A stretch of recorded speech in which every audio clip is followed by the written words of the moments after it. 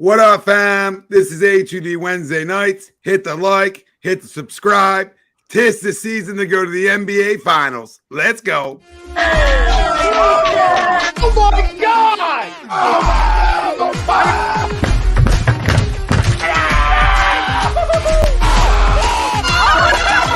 embarrassed! You're flying!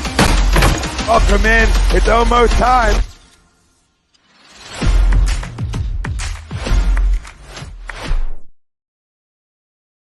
Welcome in, everybody. This is HUD Wednesday nights, only on HUD Radio. Every Wednesday, we are brought to you by our good friends over at FanUp, and FanUp is the best way to enjoy fantasy sports, daily MLB contests, NBA contests, and more. You can win great prizes. Sign up today. Use our promo code A2D, and you get $50 right at sign up. Go check them out. No salary cap. You can challenge anybody. Super interactive, and it's for the casual daily fantasy player and the daily fantasies, right? So it fits both spectrums. So go soak them in. FanUp. As always, no eating. Michael Chromiak, Greg Milakovic, Frank Vespi, Ralph Delavecchio, Ryan Brodo. I'm Tom Arnone. Everybody out there, welcome in. We got a lot to talk about. This is our NBA playoff show, and we'll go over our 2023 NBA playoff picks, Sixers, Nets, series preview. How many games does it take the Sixers to get through the Brooklyn Nets? And if you talked about this before the season even started, right? So if you brought up like first round Sixers Nets, you'd be saying, oh my dome, is that a big time matchup? Is that must watch TV, right? And here we are, and boy, are things different. So we'll get into how different they are, but this is a young, tough opponent that we should take care of. But we'll get into all that. Sixers playoff predictions is our main topic at hand, and ties right into our poll question that is brought to you by BOAGGIO'S Bread. They're located in Mount Laurel, New Jersey. They're the home of the best stuffed breads, tomato pie, sandwiches, cutlets, meatballs, you name it. Mention HUD Radio, you get 10% off your order. Go check them out. BOAGGIO'S Bread, Mount Laurel, New Jersey. Our poll question for tonight: the Philadelphia 76ers will finally reach the NBA Finals. Do you agree or disagree? Let us know. Facebook, YouTube, Twitter. That's where we're live. Everywhere you get your podcasts, we're there as well. Hit the like, subscribe, follow. And as I always say, most importantly, join the conversation. Comment in. We read you all. We show all the comments. And we want you to be a part of the discussion tonight. Listen, I absolutely agree. And I'm not trying to be a homer. There's some reasons why I agree. Okay, it's the most wins since 2001, and you know, that's a great little stat, and that's the last time we were in the NBA Finals, and you know, most people remember that run, even though it was so long ago. We have the NBA's leading scorer in Joel Embiid, the NBA's MVP, all right? The best player hands down in basketball, and I don't care about your debates. Makes sense? That's undebatable. You can debate me on them going to the finals. You can't debate me on that. The NBA's leading assist guy in James Harden, averaging 10.7 assists a game. All right. We're holding opponents to the third fewest points a game at 111, which is important when you talk about got to get Pomsy this time of year. They've done a really good job of that. And there's some games that weren't, right? We all get it. It's the NBA, right? There's some letdown games, but that's an important stat when you're going into the postseason, right? And you lead the NBA in 3-point percentage. All right. Now, that was before the last game, so, I mean, things could have changed. I don't know, right? But before the last game, that's where we were at, all right? So we're stroking the three. We're stretching the court. We're playing great defense. We have the NBA's most valuable player, and even if he's not the NBA's most valuable player, anybody with a pair of eyeballs can see it. This team is different. They're different. And if not now, then when? Then when? Are you going to go through another trusted process? Absolutely goddamn not. I'm not going to sit here and say, disagree. Boston's tough and Milwaukee's tough. Well, welcome to the postseason. You're going to run into tough teams. You're going to run into teams that are equal to you or maybe even a little better than you. But this is why you play it. And if you circle around and you ask people like, oh, Boston in the second round, 90% of the people are going to say we're going to lose the series. They're going to say, oh, we didn't play Boston well this year, etc. That's how it ends, baby. It ends when you don't think you can beat somebody. It ends when somebody steals your lunch money consistently and you decide to fight back. This is a different time of year. This is what I believe this basketball team has waited for all year, right? And they were still sensational if you really look at it. It's not easy to win 50-plus games in this league, okay? But this is the money time. This is money time. And I believe in this basketball team. I believe in this entire coaching staff, that it's their time too, okay? Everybody wants to fire Doc, then we're firing Sammy too, right? I believe in Sam. I believe in the assistant coaches. And most importantly, because players win, I believe in this group, okay? I think they're built for this. If you really look at their lineup and the way they're constructed, they have the length to defend the perimeter, right? They've done a way better job of rebounding. And this is why you go get a guy like PJ Tucker. This is why. So all the guys that broke his balls all year are doing cardio. He's a big reason why we're getting up the third least points in the National Basketball Association. All right? He's the reason, because he's a communicator. He's a veteran. He's a goddamn winner. All right? It's time, boys. It is officially time. I couldn't agree with a poll question more, because not only, if not now, then when, we're built for this, man.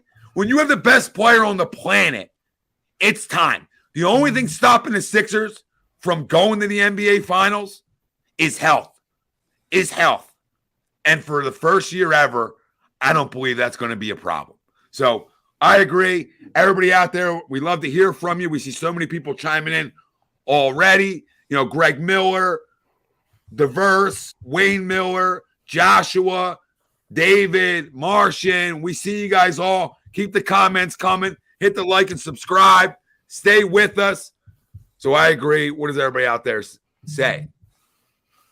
Go ahead, Ralphie. God damn it. A resident crumb. Yeah, here we go. Yeah, let's get this I'll out of the go way. next. I'll go. Listen, I agree. I think it's the Sixers' years to go to the NBA Finals, baby. All right, show's over, everybody. Listen, all right, good night. This is it. And to be honest, if you don't get there, then, you know, obviously look into the offseason. What happens with Harden? What happens with Embiid? But this is the year, man. This is the year. Like we've been saying, the only top 3 teams in the East are Milwaukee and Boston. And if you make it out of the first round, what you guys will do, you get Boston the second round. And listen, it's time to get over that speed bump. And I think you guys do. Nobody in the NBA can guard Joel Embiid right now. Cannot guard Joel Embiid. He can get anything on anyone. And it's been disgusting all year long, and he's going to win MVP, and he deserves to win MVP over Joker. So to me, the Sixers finally get to the NBA, but who will they play? I will tell you later tonight. You got to wait on that. Oh, Well, I got the message, and you may or may not like it. What? Spoilers. Nope, not saying it. I'm not Say saying it it. tonight. When we give out our picks, Um, I go agree okay. and make it to the finals. I look, because I think, not to spoil anything with our Nets Sixers preview and predictions, but I would venture to guess that we all have the Sixers advancing past that series. So, and I would Well, imagine, you don't say. yeah, really going out on a limb there now. I would say I'm definitely Oh, doing that. yeah. And I would venture to guess, even though the Hawks are the Hawks and we have kind of ghosts of playoffs past, I think we would venture to guess that the Celtics are going to move past that series against the Hawks also. So we're going right on a track, headed right at a Sixers-Celtics series. That it seems like it's always been that team. We've been talking about it since not only the beginning of this season, but the last handful of seasons. So that looks inevitable, right? I look at that series, and this is no disrespect to the Milwaukee Bucks. This is no disrespect to Cleveland or the Knicks, but most importantly, the Milwaukee Bucks. I think it's a power of 3 in the East. I think the winner of that Celtics-Sixers series is going to the finals, mostly just because of matchups on how both teams play Milwaukee, especially how we play Milwaukee also. I know that's kind of like, ghosts of 2019's past, where it's kind of like, oh, we just kind of pretend and we just say like, oh, well, we would have definitely beat Milwaukee if we would have beat Toronto. And everyone's like, oh, well, it's easier said than done. But we look at matchups. I think matchups are very important. I think we all do. So I look at it. It's like, okay, whoever makes it out of that series is going. I've looked at every friggin' stat. I've looked at the records of every individual player, which I'm sure we'll get into. I've tried. And listen, I hope I'm dead wrong because I hate the Celtics more than every friggin' team in sports, let alone the NBA. I just do not believe that we will get past the Celtics. And it sucks because I do think that this team is way better than in past years. I do think this is a team that is better than a second-round exit type team. I do. What sucks is it's just one of those years where we're running into a team that I'm not going to say we can't beat. Like, I'm not going to do that. But I think it's the most difficult matchup possible. Not only in the Eastern Conference, I think it's the hardest matchup, period, mostly because I'm not – like, I know the Suns are really good. I know the Warriors are the defending champs. But I think when you talk about the hardest matchup for the Sixers to win a 7-game series, I think it's Boston.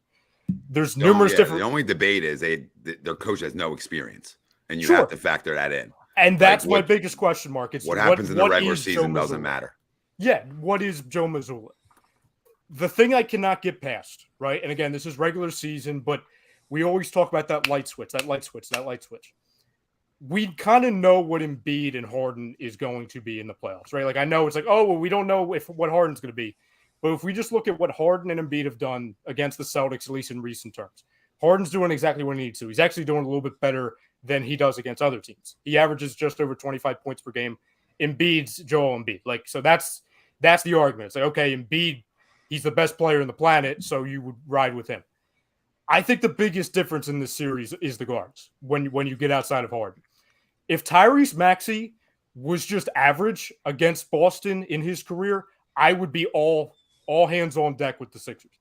But he's been bad. He's been awful. And I don't want to crush him because he's still a young player, but he's averaged just over 6 points per game the last 3 games that they played. Then you look at, okay, Tobias Harris. If Maxey's not going to be that third guy, what's Tobias going to do? Well, number one, they haven't leaned on him. Okay, that's not necessarily his fault. That's just not his role. He struggled against Boston. You look at DeAnthony Melton. He struggled the last 2 months to begin with against whoever we played.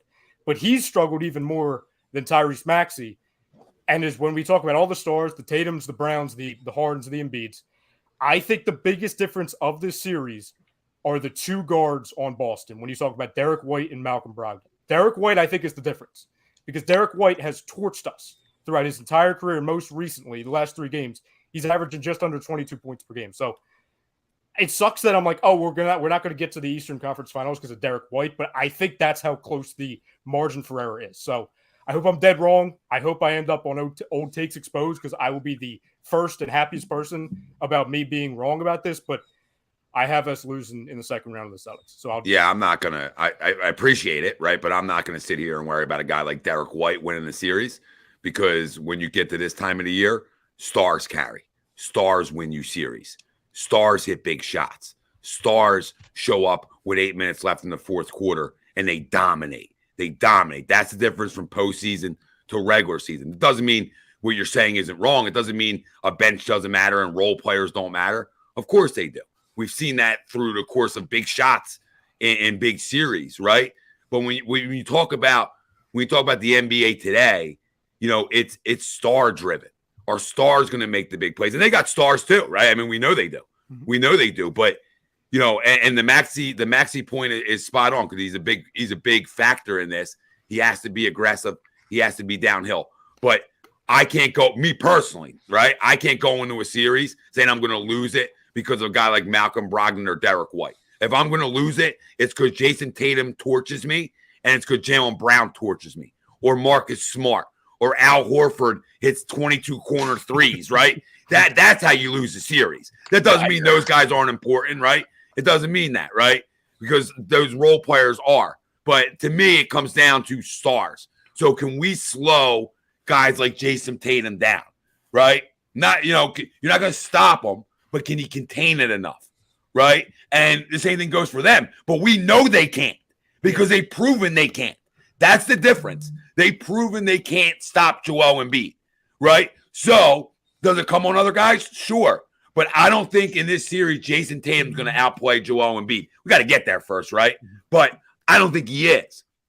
Now, Tatum struggled against us recently. Like, it's funny. He's the biggest star, but I don't even he's going to get his, right? I'm not going to say like, of course. Yeah. But he struggled, especially he struggled. This is the bigger reason why he missed out on high MVP votes. Not that we care about MVP, but it's because he struggled in clutch time in the fourth quarter. Like, he's been horrible It's been Jaylen Brown and the others. Jason Tatum has kind of just gotten them started for the most part. I think this series too. Last thing, and then guys go. It's a star series, and it's a coaching series, because that's the difference in this series. Like, they are neck to neck. Whatever anybody says, like whatever the regular season record is, it doesn't matter to me. Right? This is a neck and neck fight here. This is a 7-gamer, right? So to your point, they could easily lose it, and they could easily win it, right? Because it's going to go 7, in my opinion, right? So who makes the better adjustments? Well, I don't put all my eggs in Doc's basket, right?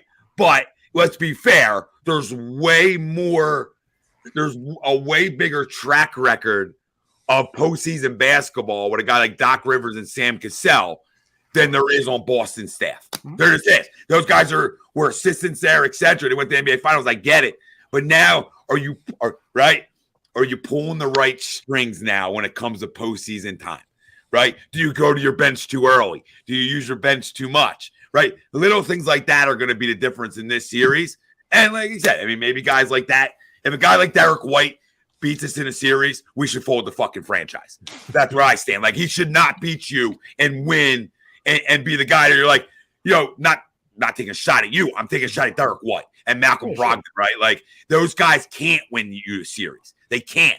If you lose because Brown and Tatum are better, then and Marcus Smart, right? Then you say, okay, like we lost the better players. Mm-hmm. We can't lose because of a guy with no knees and Brogdon. I mean, he's got his knees back, but we can't lose to those guys. We can't allow those guys to beat us. And if we do allow those guys to beat us, then you're hoping that's because you're trying to shut other stuff down.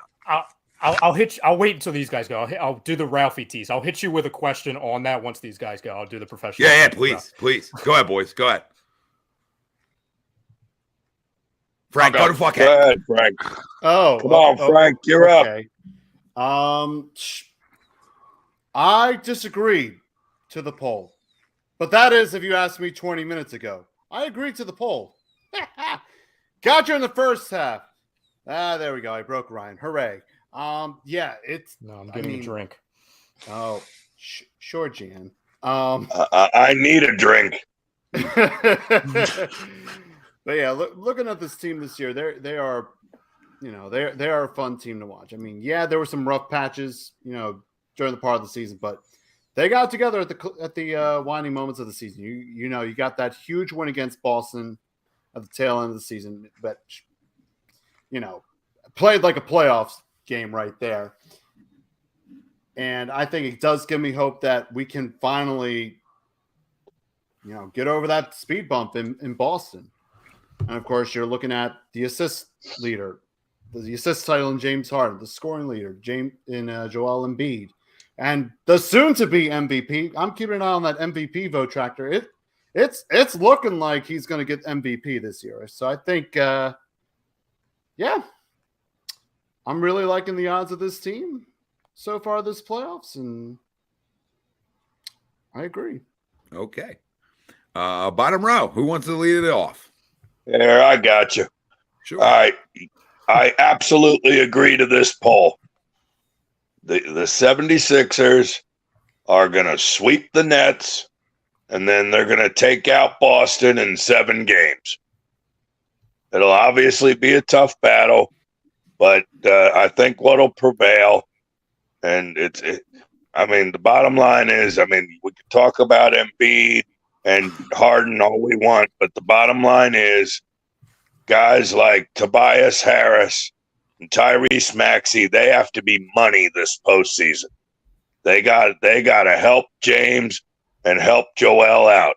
And if that happens, if our bench can show a little life, I see no reason why we can't why we can't fight tooth and nail with Boston. I think we eke one out. The question is, can you go up to the Garden and win one in Game 7? And I think they can. I think they can go up to Boston at the TD Garden and take it. And, it's going to be a tough one, but I think they eke it out hey, bring on. I see us playing the Bucks in the Eastern Conference Finals, and hey, why not? Let's win a 7-game series there too, and let's let's have some NBA Finals basketball at the Wells Fargo in June. Be a whole lot of fun tailgating in those stadium lots.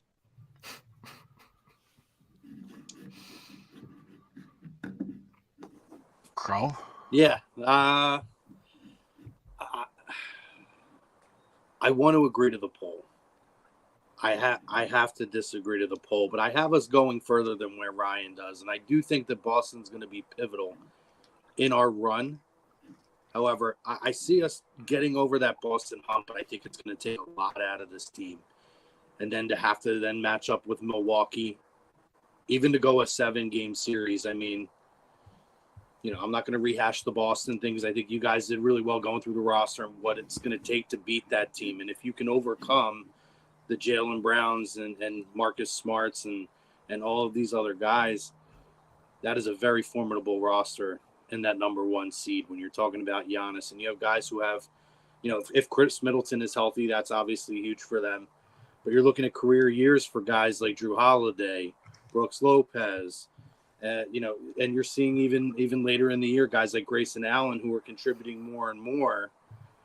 It's a tough team. Bobby Portis, who just is just a gamer. I think it's going to be a lot to overcome both teams. I see us getting to the Eastern Conference Finals.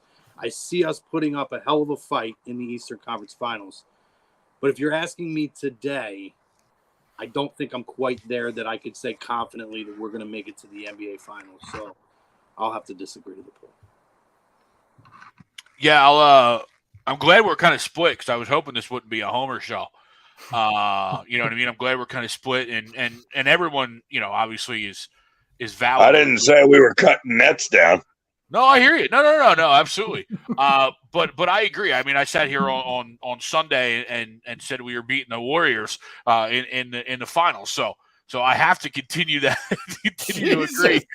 But I as it's played out, though, I kind of like that matchup, the Boston-Atlanta, because it's kind of like, Ryan, as you mentioned with Atlanta, ghost of girlfriends past, right? You know what I mean? Like, you obviously have Atlanta and that ghost of what Ben Simmons is and was and that whole era, right? And then you have Boston. Whoever comes out of that is going to haunt us as fans. And I think that's what getting over that hump is going to make it so much better, right? Obviously, we all assume it's going to be Boston, as it should be. And I think going and getting over that hump, I think, is going to propel them to then continue that run. Chrome, you're absolutely right. It's going to be 2 knockout, drag-out series as you get in, but that's what the late rounds of the NBA playoffs are, right? And I just think this team has never been healthier. And we seem to say this every year about Joel Embiid, and he continues to improve and he continues to show us things we've never seen. This is a Joel Embiid as of right now that we've never seen, right? And Tommy, as you said, if there's ever a time where Joel Embiid is going to put a city, put a franchise on his shoulders and get over that hump, whatever hump it is, right? Second round, Eastern Conference, you know what I mean? Like, so to get to the finals, I think it's this year just because he's playing at a level where he's almost damn near unstoppable. Yeah, you hate to say he wants it more, right? Yeah. But he understands how this 1 out affects your legacy as a player, right? But how, like, just that bad taste for years, right? Like at the beginning of the year, he got a lot of heat. He got a lot of heat internally because people thought he was like coasting a little bit and taking it easy early on. And, there'll be plenty of people that would run out and say, guys, it doesn't start till after Christmas. We know how this works. Christmas Day is when the party gets going. And all that guy did was, we talk about turning on a switch. Yep. It was switch on and dominate people's faces. We talk about his game and how his game's actually gotten better at 29 years old, right? A lot of guys don't get better at 29. They may figure some things out, sure, but their game doesn't keep evolving, right? That's the difference with Joel Embiid and so many players. His game continues to evolve because, one, he's a late bloomer in terms of basketball, right? So it gives you, he can develop later because he started so late. Does that make sense? Like when you're developing an athlete, I'm starting an athlete at 8 years old at something. Well, at some point, you're probably going to tap out in your development because there's only so much you can learn, right? But when you're starting later, you find things that you can learn later, like, oh, wow. And we look at the elbow jumper. That's the difference. That's the difference this whole game. He's always been good from there. He's automatic. It's like a free throw. Take notes, Ben. It's like a free throw for Joel. That's the difference here. His game's so complete. He's the most unstoppable player in basketball. And I love a guy like Giannis, right? Like Giannis is a problem. He's not Joel Embiid. They're different. They're different. He don't shoot the three like Joel. He don't shoot from the line like Joel. He doesn't have the elbow jumper like Joel. He's downhill. He's 100 miles an hour downhill because he's gigantic. He's unstoppable. Well, Joel can do the same thing. The same thing. And I'm not talking about that series. I'm just talking about the best players on the planet, right? And that's not even being a Sixers fan. If I was just an NBA guy and had no allegiance to a team, I say, if that dude's healthy the whole postseason, he's going to put the whole damn league on notice because because that's how good he is. He's that special. And do you always need a Robin to the Batman? Yeah, and that guy's here. For the first time in this guy's career, that guy's here. He's here. He never had it before. The closest thing he had was Jimmy, right? And we lost on a 27 bouncer. Okay? And they didn't even have a full, think about that. They had a half a year to play. We talk about it all the time, man. You can't win like that. You need a full off season and a full year to gain chemistry. It's so important. Look at those two chemistry right now. It's off the charts, guys. If you're watching the game, it's off the charts. So, like, is there maybe a better team? Okay. The better team doesn't always win. The best player wins. The most dominant player wins. You think Milwaukee was just better than everybody when they went and won the NBA Finals? No, they're the best player on the planet at the time. It's still it. It's still a top 2 or 3 player on the planet, right? You guys get where I'm going. I'm not taking a shot at the guy. But at that moment, there was nobody in the league more dominant. And he was healthy. Did he have supporting roles? Sure. Okay? But he won that finals. He's the reason they won the finals. He took games over. Middleton was very good. Drew was very good. I get that, right? But he was sensational. Sensational. Why did Boston go there last year? Tatum was out of his mind. Tatum and Brown were out of their minds. Out of their minds last year. Why did the Warriors win? Curry, Clay, Wiggins, out of their minds. So the basketball is like the simplest one of all the sports. If the best player on the court does what he's supposed to, you're going to be okay. Yeah. And I know people in the chat are like, I don't trust Doc. I told you. I'm not telling you I trust Doc. I sure as hell trust Doc over a rookie head coach. You know what I mean? That's just fair. You got to give the guy some credit. Come on. Yeah, exactly. Even if you're critical, you got to give him the edge over a rookie head coach who literally was just in the league 3 years ago. You know what I mean? Like, he doesn't even have like head coaching chops at like a college. You know what I mean? Or a G League to even, simulate some of these scenarios, especially come postseason. I mean, the dude was, you have to give the credit to Doc, even if you're not a Doc guy. You know what I mean? Like, you have to.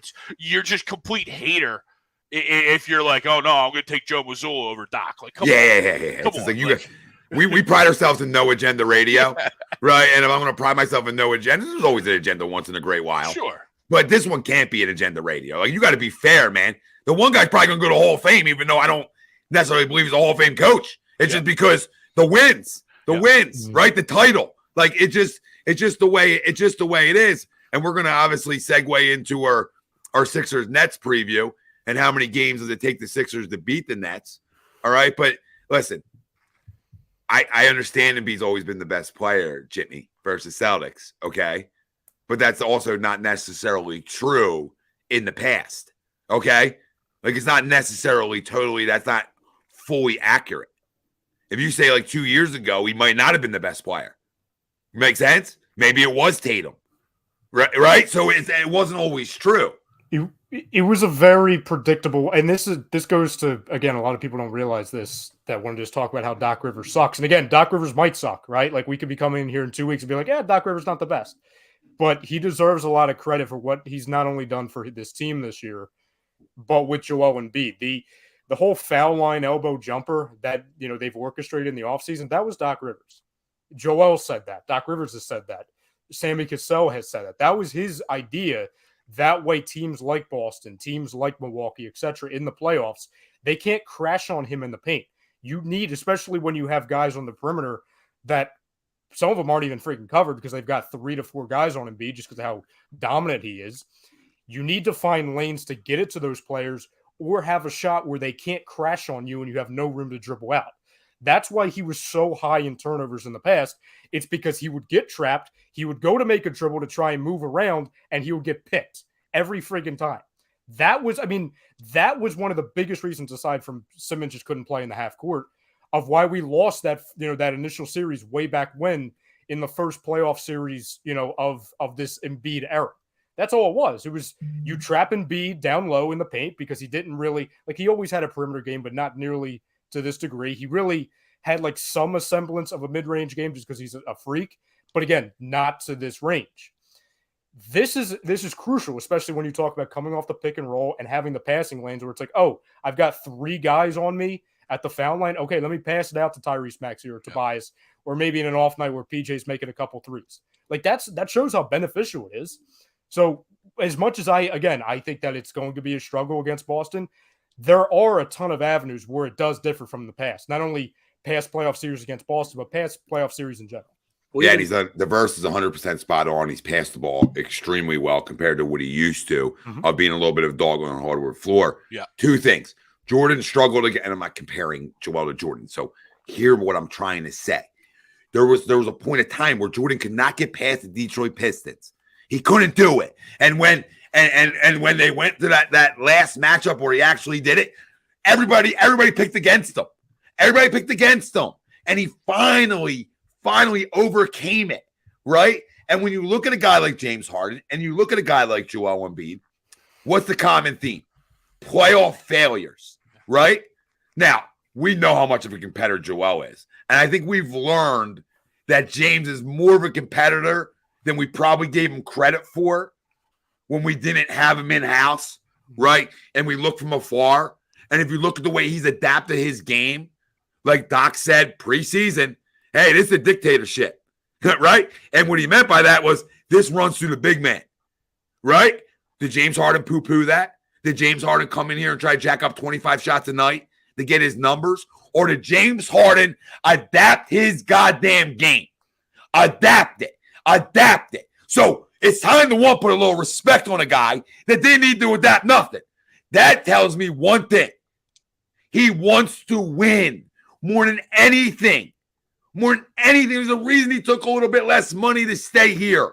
Because he's playing with the best player on the planet that gives him the best opportunity to win. Neither one of those 2 guys have played with a guy to the level of the other one.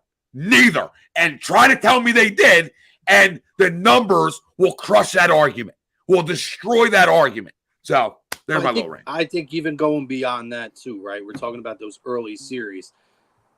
Stark contrast talking about the, Robert Covingtons and Dario Saric's and Marco Bellinelli's of the world. When you come in now and even look at a guy like George Niang, who's shot the ball extremely well this year.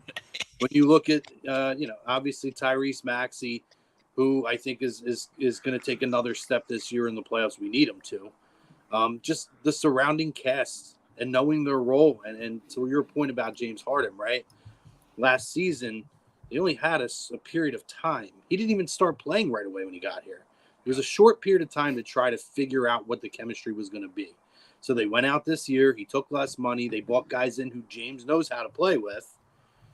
And Joel Embiid, who, I think the one thing you can say that we've seen proven is Kevin Durant is a guy who you could put him out there with any 4 guys and he's gonna play.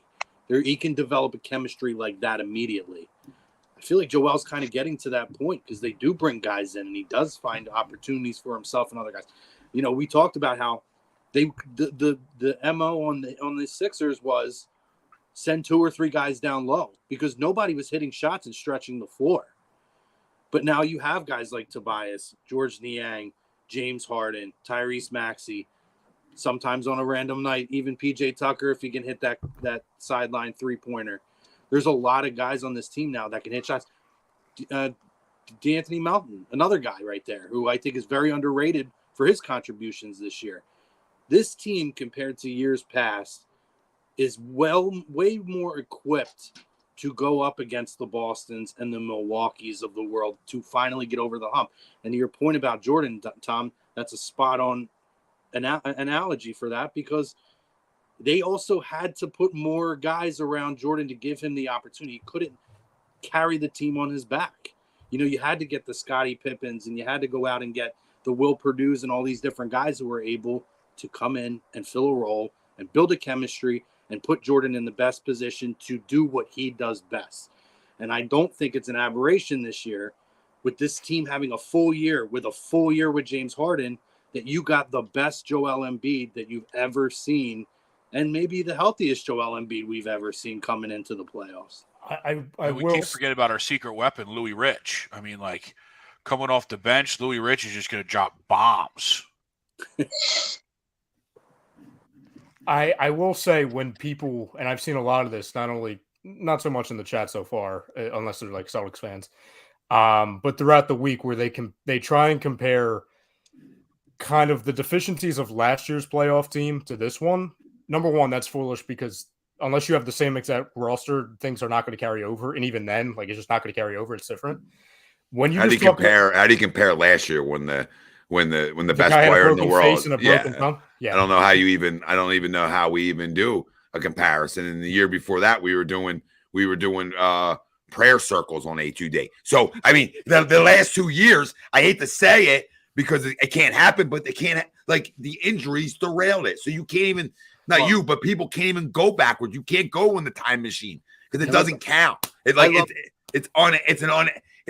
didn't finish the book, right? Lazy, uneducated stance. Yeah, where it's like, if you want to make the argument that we're not going to get it past the second round, like, okay, fine, I did it the first 10 minutes, but I didn't once mention last year or 2 seasons ago, right? Like, it just doesn't make any sense to me. Last year, forget about the broken face and the tear in the thumb. Right, and the bad back, which nobody kind of talks about with Embiid.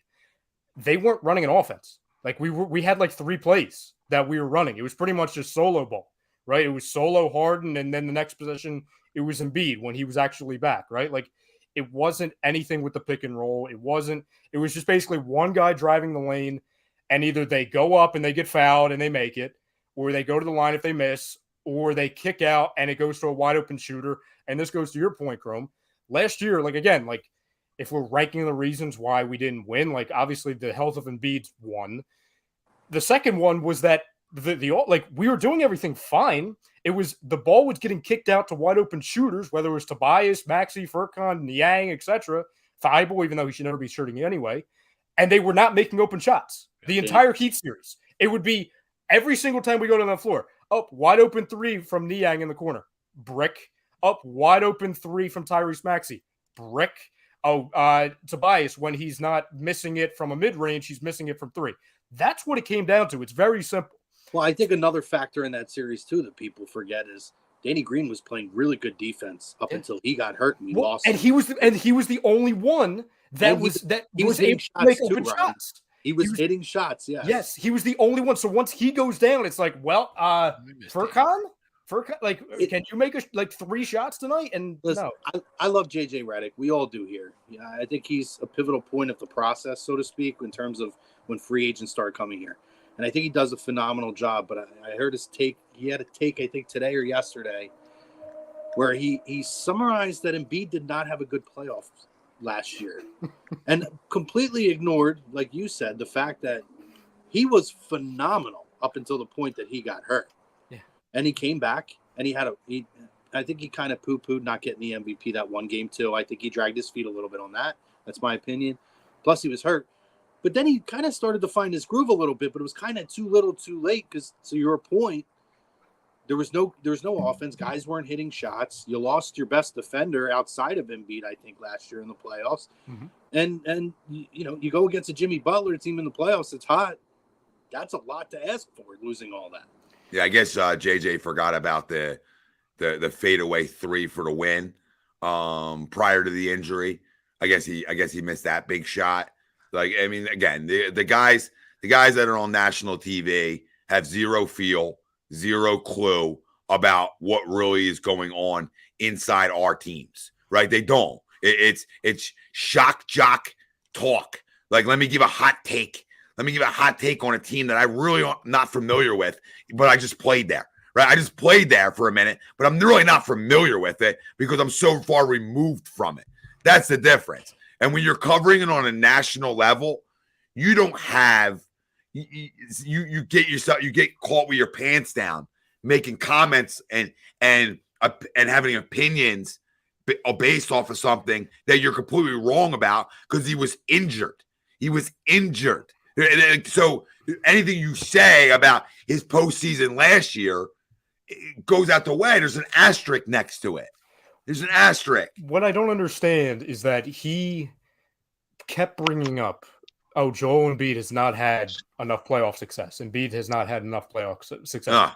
Number one, hey, I don't know what kettle. the hell. Well, you're exactly. Number one, yes. Number two, I have no idea what the hell that has to do with a regular season MVP award. I don't understand. It doesn't correlate. And three, no, because the other guy, there's no playoff success. Well, He's won 2 in a row. Jokic, He's won 2 in a row. Yeah. Here's the other thing, JJ, you're on those teams. You were here. Do we forget the lawn chair defense that you tried to display, even though it was just basically running around in a circle, being 2.5 steps behind the guy you were supposed to be defending? Half the time we were actually arguing, even though you were making shots, that we should not have you on the court.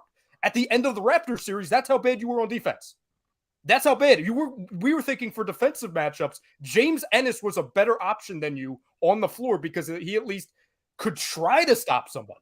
Like, I understand, like, he's not the main reason why we've lost in those playoffs, but do not start blaming Embiid, who was a monster, who also had a broken face, a tear in his thumb, his shoulder, his knee, his other knee, his foot, his back. Like, again, without providing context that you were literally sitting next to him on the bench. Like, again, remember, this was only 3 years ago. It was not back in 1935. Like, it was very recent terms.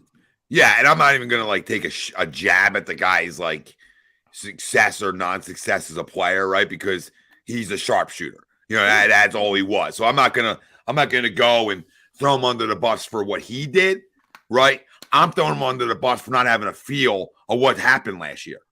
And, like, making that kind of statement off of postseason success when the last 2 years he was hurt, right? Or the year you want to talk about, Jimmy had 3 24-second violations with the ball in his hand that nobody wanted to talk about in key spots of those basketball games. So it just missed me. We're going to get in our Sixers Nets preview. That's brought to you by Gleason's Bar.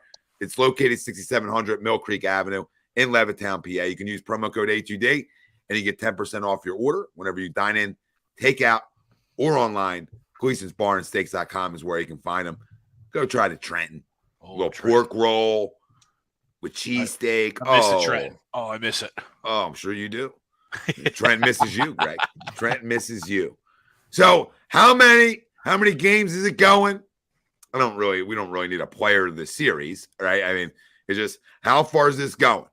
Is it going 4? Is it going 5? Does it go 6? Do we have the worst start times in the history of the NBA? Yes, yes, and yes. I'll say 5 just because it's like, I mean, I know people are going to say, well, it should be a sweep, right? And okay, it needs to be done in 5. That's all. And I think it will be done in 5. I could see the Nets getting a win at home, right? Down 2-0, playing with their hair on fire, right? Trying to, find a way to win a game. Maybe Bridges has a big game and steals one from you. So I see it going 5. Yeah, I'll go real quick. I have it going 5. Again, Bridges, Dinwiddie, somebody just going off. I'll say they lose game. I'll say that we lose game 4 and then we win in game 5 on Monday. So their second game at home. And it's not a shame because I hate the Nets. Not as much as I used to for obvious reasons. But like they have players who I like, right? That are like that could be good pieces, but it's like obviously Bridges, who should be a Sixer, he should be on our roster right now. Like we all love him. Dinwiddie's a good role guy. Cam Johnson's pretty good. Finney Smith's good for perimeter defense. I think Claxton is a good like energy guy, but I mean, really, like is Claxton going to outplay Embiid? Like, no. Is Dinwiddie going to outplay the combination of Harden and Maxey? Like, you better not. You better not. So, I'll go Sixers in 5. I'm also going to go Sixers in 5. I think you guys go up 3-0. They win the Nets win the second game at home, and then you guys come back and finish it at home, and you guys beat them in 5 and move on to Boston. I'll keep the 5 train rolling. Sixers in 5. Yeah, I mean, I'm with you guys. I think the Sixers in 5. That's a talented team. I mean, I don't want to like undercut them. They're not just a schlubby team. They're actually a better team. I feel like they play hard. With they a play brighter hard. future going forward than they have been over the last couple of years. And I think it hurts me every time with Bridges for Zaire Smith. That's all I'm going to say. But no, I think they steal one. I think I'm right along with Ralphie. We probably go up 3-0. They get the 4th at home, and then we come home and close it out. I got fuck that. With all due respect, I got the Sixers at 4. The Nets don't even belong on the court with the Sixers. Tom, can we get that on a T-shirt, please? F that, Sixers at 4. Oh my god! I'll buy 7 right now. Fuck the gentleman's sweep or any of that bullshit. They get it done in 4. Flat out. I think Embiid and company dominate this series, get off to a fast start. Now, I think it's important, to be honest, to sweep this team so they can get as much rest as possible to get ready for Boston. It's true. Because they could definitely use it. So I got them in 4 games. Frank, you're up. Give me the Sixers in 5. All right. 5 of spades. 5 of spades. The only thing I'll say, Noah, is like there's no back-to-backs. There's none of that stuff. I don't think there's a huge rest difference if you're playing one extra game. That's going to make a difference in the next series. You know what I mean? If that's fair. Like it's not like drastic. Like if you don't sweep them, like oh my god, we're gonna be tired.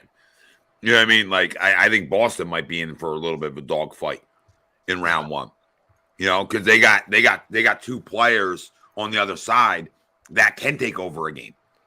You know what I mean? They do. Not saying they will, but they have 2 guys who can get hot, and if they get hot, you can look. I lost 2 in this series. I won a series 4-2. Right?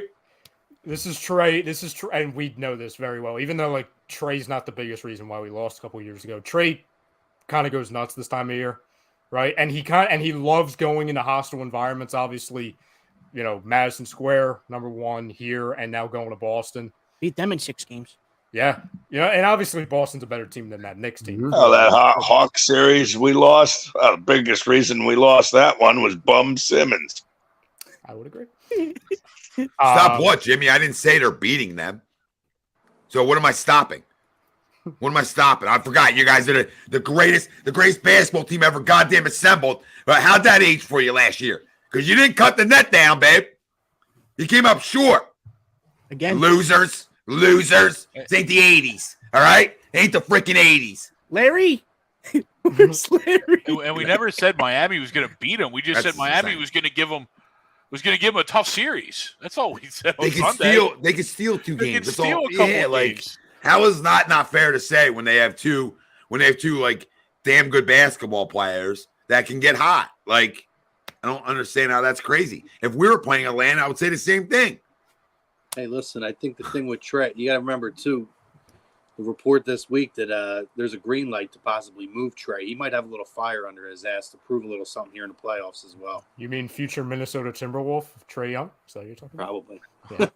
Him for catch, straight up. Who do you guys, outside of Embiid and Harden, who do you guys think is the most important player? I'll just, if you want to throw the coach in there, you could say that too. important person to the Sixers' playoff success? I'll go first. Overall or the I'll go series? No, overall, to get to Okay. where we need to get to. Because I was going to say, I don't really have one for the Nets series. No. It's kind of just like, show up in the building and don't play stupid. Okay, I got you. Mine is going to be the guy that has this biggest spotlight on him since he signed the max contract. Tobias Harris is my pick for the Philadelphia 76ers. Harris. Can he give you 15 points a game or 16 points or 17 points a game? We'll see. But the spotlight's back on him because we all know Joel's going to give you 30 and James is going to get his. And obviously Maxey, if he wants to, can give you his. But obviously being that third guy in the starting lineup for the past 3 years now, spotlight is pretty big on him because you guys, he signed that mock contract and he hasn't really lived up to it yet. So there's another playoff performance for you, Tobias. Let's see if you can do it because the spotlight's still on you, my man. Still on you. Yeah, I mean, Tobias had a good postseason last year. I know it goes under the radar. I'm not as worried about Tobias Harris. He doesn't take enough shots for me to worry about him. There's not enough basketballs to go around. Tobias is going to play good defense. He's going to be tough. Hopefully he can make enough, open looks, etc. But this is the Tyrese Maxey show. Tyrese Maxey has to be phenomenal, all right, and not average 30 a night, right? He has to be downhill. He has to be decisive. He has to get to the bucket, right? And he has to defend enough. And if he can do those things, this basketball team is the best team in the Eastern Conference. And I stand by that. And it's going to come down to, that third guy. Can he bring you enough? Can he be enough of not only a spark, but enough where people have to really focus and game plan for him, right? More so that guys like Harden, et cetera, get better looks. So I'm going to go with Maxey. I agree. So I'll just jump in here. Yeah, to your point, Tom, I think Tobias is important, right? Especially if like Maxey ends up struggling again against Boston. Like it's kind of like, okay, we need you, Tobias. Yeah. Then the light goes on like, hey, buddy, you there? Then we're roasting them. We're roasting them for sure. Yeah. I just don't think, and again, like I do think people get lost in this. Right? You brought those numbers up of, and we've all seen it with our eyes, right? But how Maxey has struggled against Boston for whatever reason it may be, right? You talked about that earlier on, and that's why not only against Boston, but if you get past Boston, Milwaukee's pretty good. So I mean, you're going to need that third guy. Yeah, I'll have to look in a second what he's averaged against Milwaukee, but like you said, against Boston, it's been not good at all. It's been bad. And why do we think that? Like, is there something? I mean, obviously they're a very good defensive team. I get it. Oh, here we go, Jimmy J blowing Boston. He's right. I mean, that's the reason. It's their guards. It's because like we talked about this, Tom, when we were doing like the free agency show, way back when in the summer. Like when they signed Brogdon and they brought in Derek White, we were like, that's gonna be something. Tyrese has really got to grow up. That was to really try to eliminate Harden and Maxey. Harden's Harden, right? Like, so there's only so much you could do, especially with him reinventing his game to where he's not just gonna shoot it 25 times a night. That's what it is. It's where, because of how the matchups are split and how it's kind of like, when Harden's off and Maxey's kind of taking control of the team, there's really no give. It's going to be Derek White on you, or it's going to be Brogdon. And if it's the main minutes, it's going to be Marcus Smart, right? And Jaylen Brown will do a little bit, but it's mainly those three.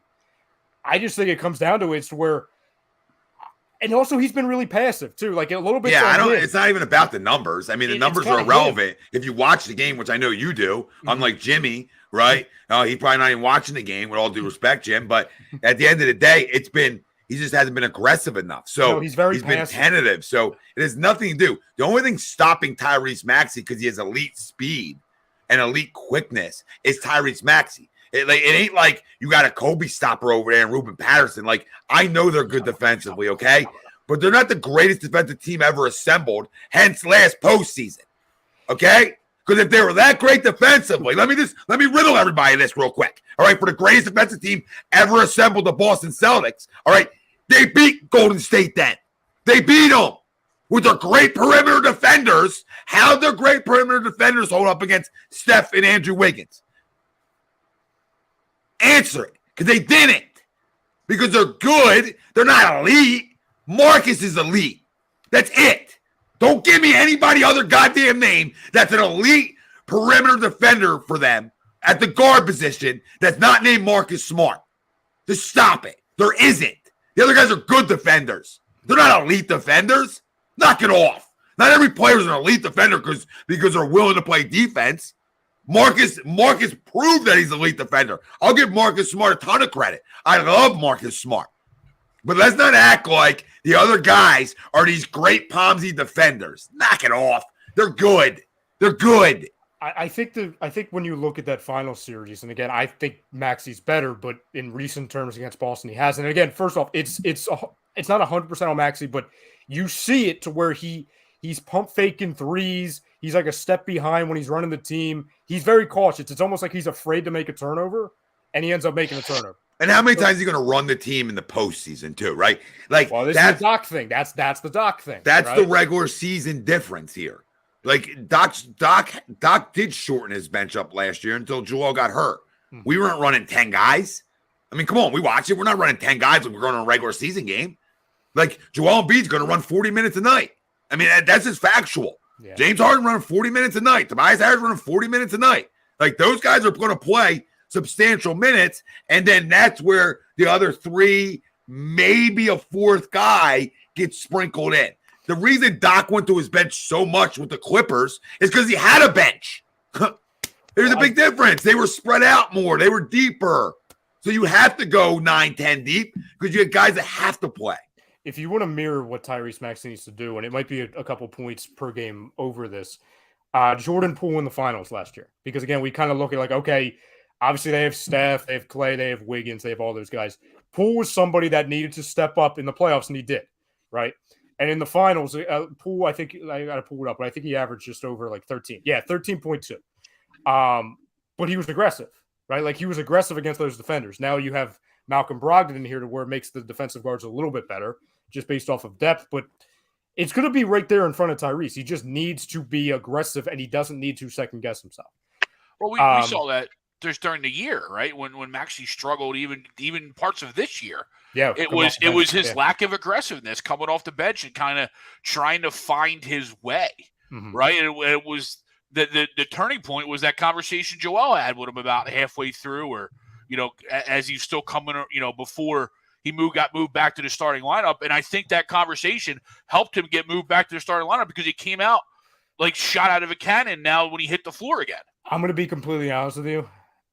I almost think that there's somebody that is outside of Tyrese that's more important than Tobias, and that's Melton, right? Like if Melton can resurface anything that he was, at least anything close to what he was, November, December, shooting wise, offense wise, which is what provoked like Maxey didn't get benched. Everyone's saying, "Oh, Maxey got benched in the middle of the season." No, he got hurt. Melton is unbelievable, and it's like, "Oh no, Melton's unbelievable. We're going to ease Tyrese back in." So Maxey didn't get benched. If Melton can find that consistency back on offense, that could be crucial. That's if or without. That's doesn't matter what Tyrese does. If Tyrese is awesome and Melton's going off, then we're winning the series in like 6, right? Like I don't even think it goes to 7. But if Maxey's struggling, Melton's always going to have that semblance of defense that Maxey just doesn't have, right? Like the length to be able to guard multiple different positions. I almost think he is more important than Tobias. No shot at Tobias, but because DeAnthony's going to be called upon for defense and for those open shots, like we talked about before, that guys could not make last year. Yeah, I mean, Melton is this year's Matisse, right? You know what I mean? In past years, he's going to be that guy that's in the game for D, and then he, as you just said, he's going to have to hit that open shot. Whereas when that fell to Matisse in the past, obviously we know it didn't go down. Mm-hmm. Yeah, I mean, Matisse is going, I would say, like more like Danny-ish in a way, because he actually does have like an offensive game, right? Sure. So he's not going to like, if he's out there, it's not like, oh my God, we're playing 4-on-5 basketball. Yeah. Like DeAnthony has struggled a little bit. Right. I just wasn't giving the minutes of Danny Green. No, right? fair, but he might see those types of minutes come postseason, right? He could. Yeah, you're absolutely right. So I mean, it's not a bad name. Like, it's not a bad name. I just think Danny has more offensive game, obviously. 100%. And I think DeAnthony has the ability. And I think part of it is, too, Greg, is like, and why he's maybe struggled is is sort of figuring out his role. When he was hot, a lot of guys were out. So the ball's in your hand more. There's more opportunities, right? And you have to be that guy. And I think what happens when you play with stars is you're going to be a little bit more passive offensively because you want to make sure that you're getting those guys involved, right? Not as an excuse, just like, hey, now's postseason time. And this is where I would like to hear Sammy and Doc really press those two guys on being aggressive. He's our Derek White. Like, I know I keep saying that name, but he's the You're going to fucking trigger me by the end of the night. If I hear Derek White and Malcolm Brogdon. He's averaged like 26 points per game against us. I'm going to bring him up. I understand. I hate his face. He's going to be this year's Zach LaVine. I wish he was still in San Antonio. Like, I'm telling you, this is why they freaking irked us. It's because Tatum's like scored like 13.7 points per game against us. Jaylen Brown's barely played against us. Like, he didn't play in the last game. But it's like, oh my God, we're still sweating this because Derek White turns into Michael Jordan. Yeah, well, we do have some problems with average players. Yes. Letting average players cook. Yeah, like if D'Anthony can like battle, it's like, oh, Derek White's not completely better than D'Anthony Melton. I think we're winning. That's what sucks. It's like, I'm not going to say that like Jalen and Jason are equivalent to Harden and Embiid. Like, I'm not going to say that, but it's like, okay, they clearly have 2 stars on each. There's a lot of very close things with them on how their forwards match up, some of their guards. It's really, is Derek White going to go off and is D'Anthony Melton going to have any offense? I really think it comes down to that.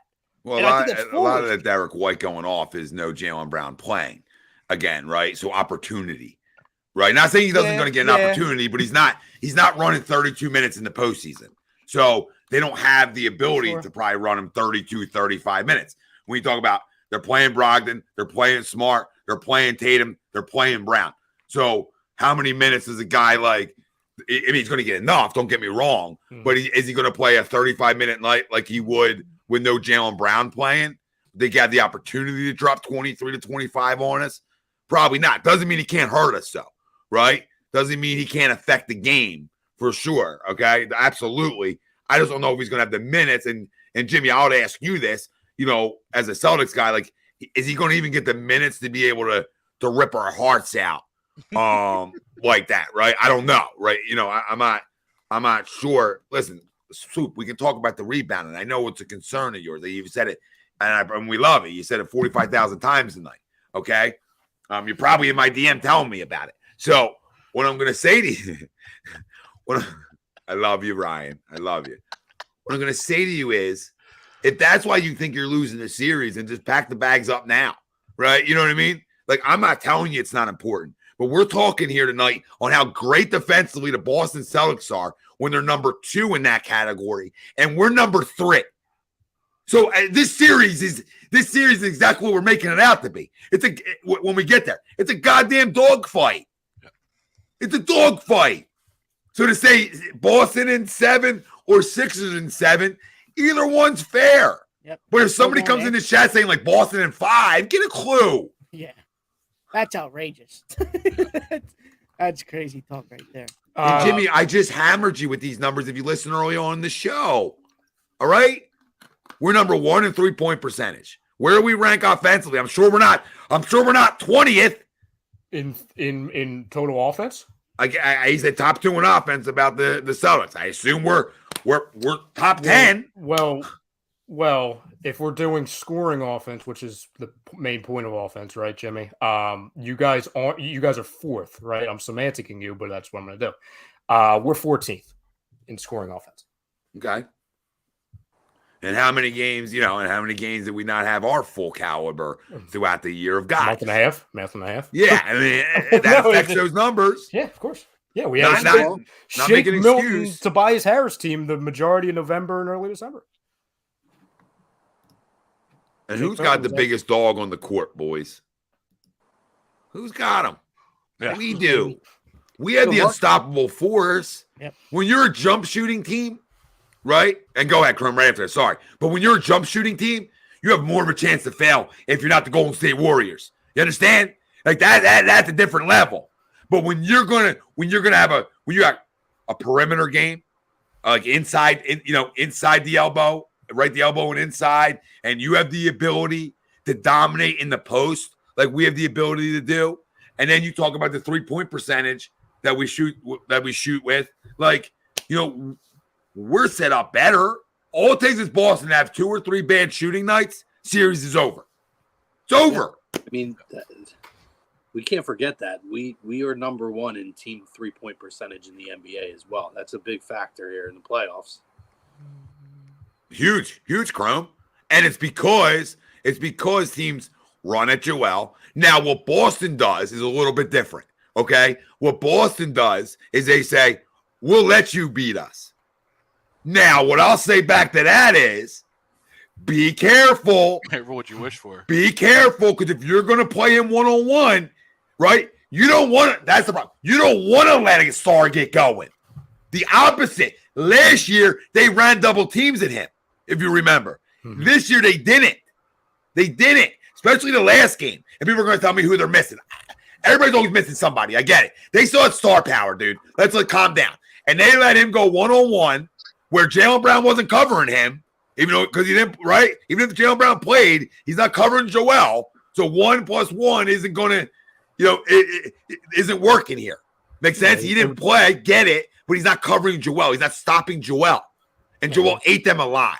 They would smother the paint in the past. Now you can't. You know what I'm saying? That's how they not only Boston beat us, but other teams beat us in the past. They would smother the paint that way. Harden couldn't go up and get fouled and won. He couldn't even get up, right? He wouldn't get off the ground. That's another thing Miami did. And same thing with Embiid. It's completely different. It's a completely different offense now. It's completely different. Go ahead, Cromer. I know you were about to say something too. You're muted. No, just bringing up the 3-point percentage as well. The team 3-point percentage. I mean, this team finds ways to take more efficient 3-pointers than as opposed to years before when Joel was taking 4 or 5 a game when they were pressing and they were taking bad quality shot selection. It's a much different team this year who does make a lot better decisions in terms of their 3-point shot selection. Absolutely. And Ryan Kerr, you're spot on, right? And we talked about these numbers throughout the year when all these guys came back and how good we were, right? So, we missed them for the Maxey, Harden, and Embiid for the first month and a half, right? We started 12-12. We were 54, obviously, in 28. So we finished 42-16. And Ryan knows this, right? Just by searching the web too and seeing guys. You would have thought we were 16-42. The way people have talked about this basketball team, the amount of disrespect, because everybody's a shock jock. Right? Because if I crush the coach after one of those 16 wins, people rush to me. Knock it off. Knock it off. They're guys you don't want to listen to because they got an agenda. They're looking for views. They're looking for with all due respect, you're looking for other idiots. You're looking for other idiots to say, oh my God, we're not good enough. 42-16. 42-16. And we got people trying to fire the damn coach. Trying to fire the coach a month and a half ago. Wake the hell up. They were crushing him top. They were crushing him yesterday after he got Coach of the Month award. They're like, it still sucks. It's like, hey, can we wait until they fall apart in the playoffs? Can we wait a week? It's like David Blatt. It's like David Blatt. I know. It's like I don't like Glenn either, but come on, man. Like I don't love Glenn, but I don't dislike Glenn. Makes sense? Like that cup's lukewarm. I'll choose when to put the hater hat on. Trust me, we have experience doing it with past coaches and with Glenn. And what we have to be fair right now. And what we have to be fair about is when we hired him, and nobody out there can say otherwise, there wasn't a person on these airways, and there wasn't a person out there that wasn't excited. And why? Because we talked about accountability. We talked about getting, Daddy Ball out of town, right? Per se, right? And the coddle out of town. And the hold professionals accountable, right? That's what we talked about, right, Greg? You remember it? Yeah. So we can't have it both ways and say, well, now we hate the hire, right? Not us, but in general. Like, come on. He's a good coach. He's a good one. And this is the best job he's done. Absolutely. 100%. I mean, I'm not even just talking about here. You can go back to when he was with the Clippers. This is the best job he's done in the last 5 or 6 years easy in terms of making adjustments, finding the right lineups, putting together an offense that fits the actual personnel on the court. He's done a phenomenal job this year overall. You can't knock that. You can't ignore that. between last year with obviously all of the outside stuff, but even this year, right? And I think a part of it's the credit to the leadership in the locker room. You know, some of the guys we already had and some of the guys we brought in, PJ Tucker, one of them. But you start 12-12 and you have massive injuries to Embiid. You have massive injuries to Tyrese. You have massive injuries to Harden. You start 12-12 and you have bench players. And listen, they did a good job of really staying afloat and playing better. But you know whose that credit is? That's Doc Rivers. You could fold. There's teams all around the NBA that have folded for less things, right, that have happened in a season. And they did that and they got freaking better, right? They put guys in situations to succeed. Like it's like a running joke with Doc Rivers that I truly believe it. To where there's times where Doc Rivers, he actually gets better when the roster sucks a little bit more, right? Like the Clippers team, the team, I think it was 2 years or I'm sorry, it was the year before they got Kawhi and Paul George. It was Tobias. It was like Tobias, Lou Williams, and Montrez, right? Were like the three guys, and they faced Tobias was the best player on that team. Well, and they were running with all 6 men, right? It was Tobias and 6 men. Yeah. And they almost beat the Warriors in the first round. They took him to 6 games. Yes. It's almost like when he needs to like really get hands on, he's way better. We're not going to play Dr. Phil and being like, oh, here's exactly the psychology of Doc Rivers, right? Like that's not the point of this. But it's like when he needs to, he can really freaking coach. He just gets in his way sometimes, and most of the time it's in the playoffs, which sucks, which amplifies the situation. Well, I think stars get in the way. Also, because in the NBA, it's a players' league. Yeah, stars get in the way. So he's letting his stars play, and they're not the ones that are doing the job. Mm-hmm. Yeah, and you can only coach stars so much in the NBA. Because they ultimately, I mean, how many times, like going back to the Brett Brown in the end, like remember the infamous inbound plays, right? Out of bounds plays. You could draw up the greatest play of all time, but if the defense doesn't allow you to do it, then you gotta, you know what I mean? Then all hell breaks loose. The team quit on him last year. They did, right? They flat out, for whatever reason, whether they knew they couldn't get any further because of the injury or Harden was injured, whatever. Who cares, right? They flat out quit on him. He was begging them to at least try on transition defense. And the only 2 people that were trying in that final game, it was freaking Shake Milton and Tyrese Maxey. In a game 6 against Miami? Like that's atrocious. He didn't quit. So as much as it's very easy to blame it on the coach, especially somebody who has that history of, coming up short in the playoffs, he's done a tremendous job this year. And I'll say it obviously counts for the next 3-4 weeks, though. No, and if you remember, one of the knocks when he came here was that he doesn't coach young players very well, and that he doesn't like to give them a lot of time. And you talk about, look, that's a prime example. What you've seen from the development of Tyrese Maxey, the playing time that guys like Melton have gotten, and even Shake, and to what you said last year. I think he kind of counteracted that a little bit and showed he can motivate young players in important roles and important minutes. When, to your point, last year, two of the youngest guys on the team were the 2 guys that actually went out there and put the max effort out there. Paul Reed goes out there, and whether he's fouling 100 times or not, you're always getting 100% from him on the floor. And I think that's a credit to the coach as well. Because you guys are right. At the end of the day, when you're superstars or superstars, there's only so much you're going to be able to do, but it's what can you do with those young guys around them as well? Can they become, the next? Can they develop to the next level to where they're contributing with those guys? And I think he's done a pretty good job of that over the last 2 years. Yeah, real quick about the young player thing, right? Which I think is just like a major cop out people use. Like he doesn't play young players that aren't ready to win. That's the difference. It's not about developing young players. It's about everywhere he's been. It's win now besides the Clippers for that. It was when they had obviously Blake and Chris, right? But like everywhere he's been, they're in win now mode. Yeah. So you gonna run Isaiah Joe 30 minutes to develop him? No. But you're gonna run Tyrese 30 minutes because he's good enough to run 30 minutes. You're gonna run DeAnthony Melton 25 minutes because he's good enough to run 25 minutes. Like this is where people don't understand. Right? Like, you're going to run Paul Reed 25 minutes in the postseason when you got the best center in the league? Buy a clue. Not you, Crone, but like the people, right? Like, buy a clue. Like, that's not going to happen. So, it's not about developing young players. It's about when you're in win now mode, you're going to play special young players. You usually ain't going to play every one of them. So, just run them out there. Got to give them minutes. Like, you're Ohio State beating somebody by 90. Yeah. And bring Bringing all the freshmen in. We had to develop them. Come on, people. Yeah, This it's is Little why I League. laugh. Everybody plays. I mean, the Oklahoma City Thunder, and credit to them, and they might win this playing game. They're 40-42. Is that win now mode? So, of course, Isaiah Joe's going to get run and burned. And if they beat OKC, whoop-de-doo. I mean, if they beat the Pelicans, whoop-de-doo, they stink too. So, like, you know what I mean? Like, they're not trying to win a championship. People don't understand.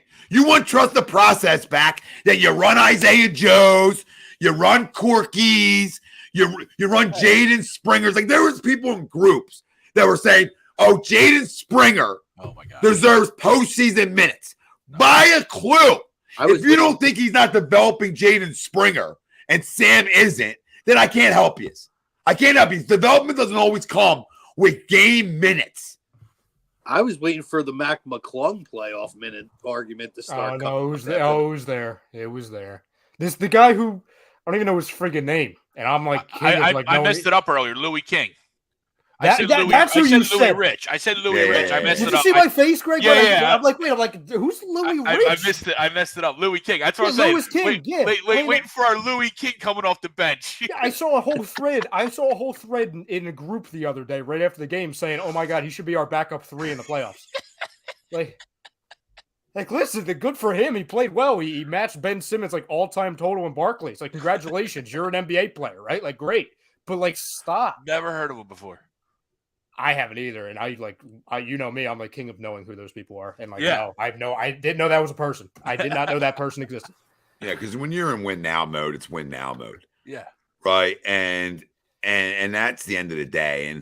And I know we're so stuck on process years where it was all about the young player and seeing what we have and growing those young players and playing all our draft picks if they were first round picks or 45th round picks, which isn't even a thing, right? It was all about playing those guys to see if any were diamonds in the rough, right? Those days are over right now. As much as I love a young player growing in and becoming an important piece to a roster, we have those young players. Yeah, his name's Tyrese. It is sink or swim, babe. It ain't like at this level, it's not like, come on, let's play the freshman. Yeah, come on in. We got a baby, the freshman. These are professional athletes, God damn it. And the reason they quit last year is the same reason we quit. No Danny, no Joel. Time for the golf course. 1, 2, 3, Cancun. Right? I mean, come on. With all due respect, like that's why the young players didn't quit because they're so wet behind the ears. But any veteran was like, oh my God. Like if Joel Embiid's that hurt, and they know it too. Do we really think the guys are going to walk around having confidence? Well, they're top 2 players too. Harden couldn't jump off the floor. You couldn't put a piece of paper under him. Like you got to get a freaking index card, right? Like, yeah. I think Gene Steratore got one for you. This is a joke. It's just a joke. I laugh at some of the fans. It doesn't mean you can't be critical. It doesn't mean any of that. It just means that we clamor for the average player. Always. Like we get the best player in the world, and we're talking Isaiah Joe and Charles Bassey and Paul Reed. Well, I like Paul, right? I think he brings a lot of energy, like Probe said. But like, think about who we're talking about. Oh yeah.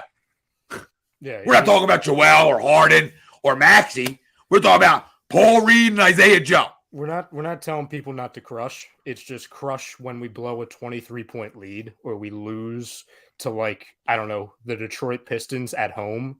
You know what I'm saying? Do it like when it matters. Don't do it like, and again, seen a lot of people do it after a Bucks win coming, we were live, Tom, the game where we were live and they came back and they won on the road in Milwaukee.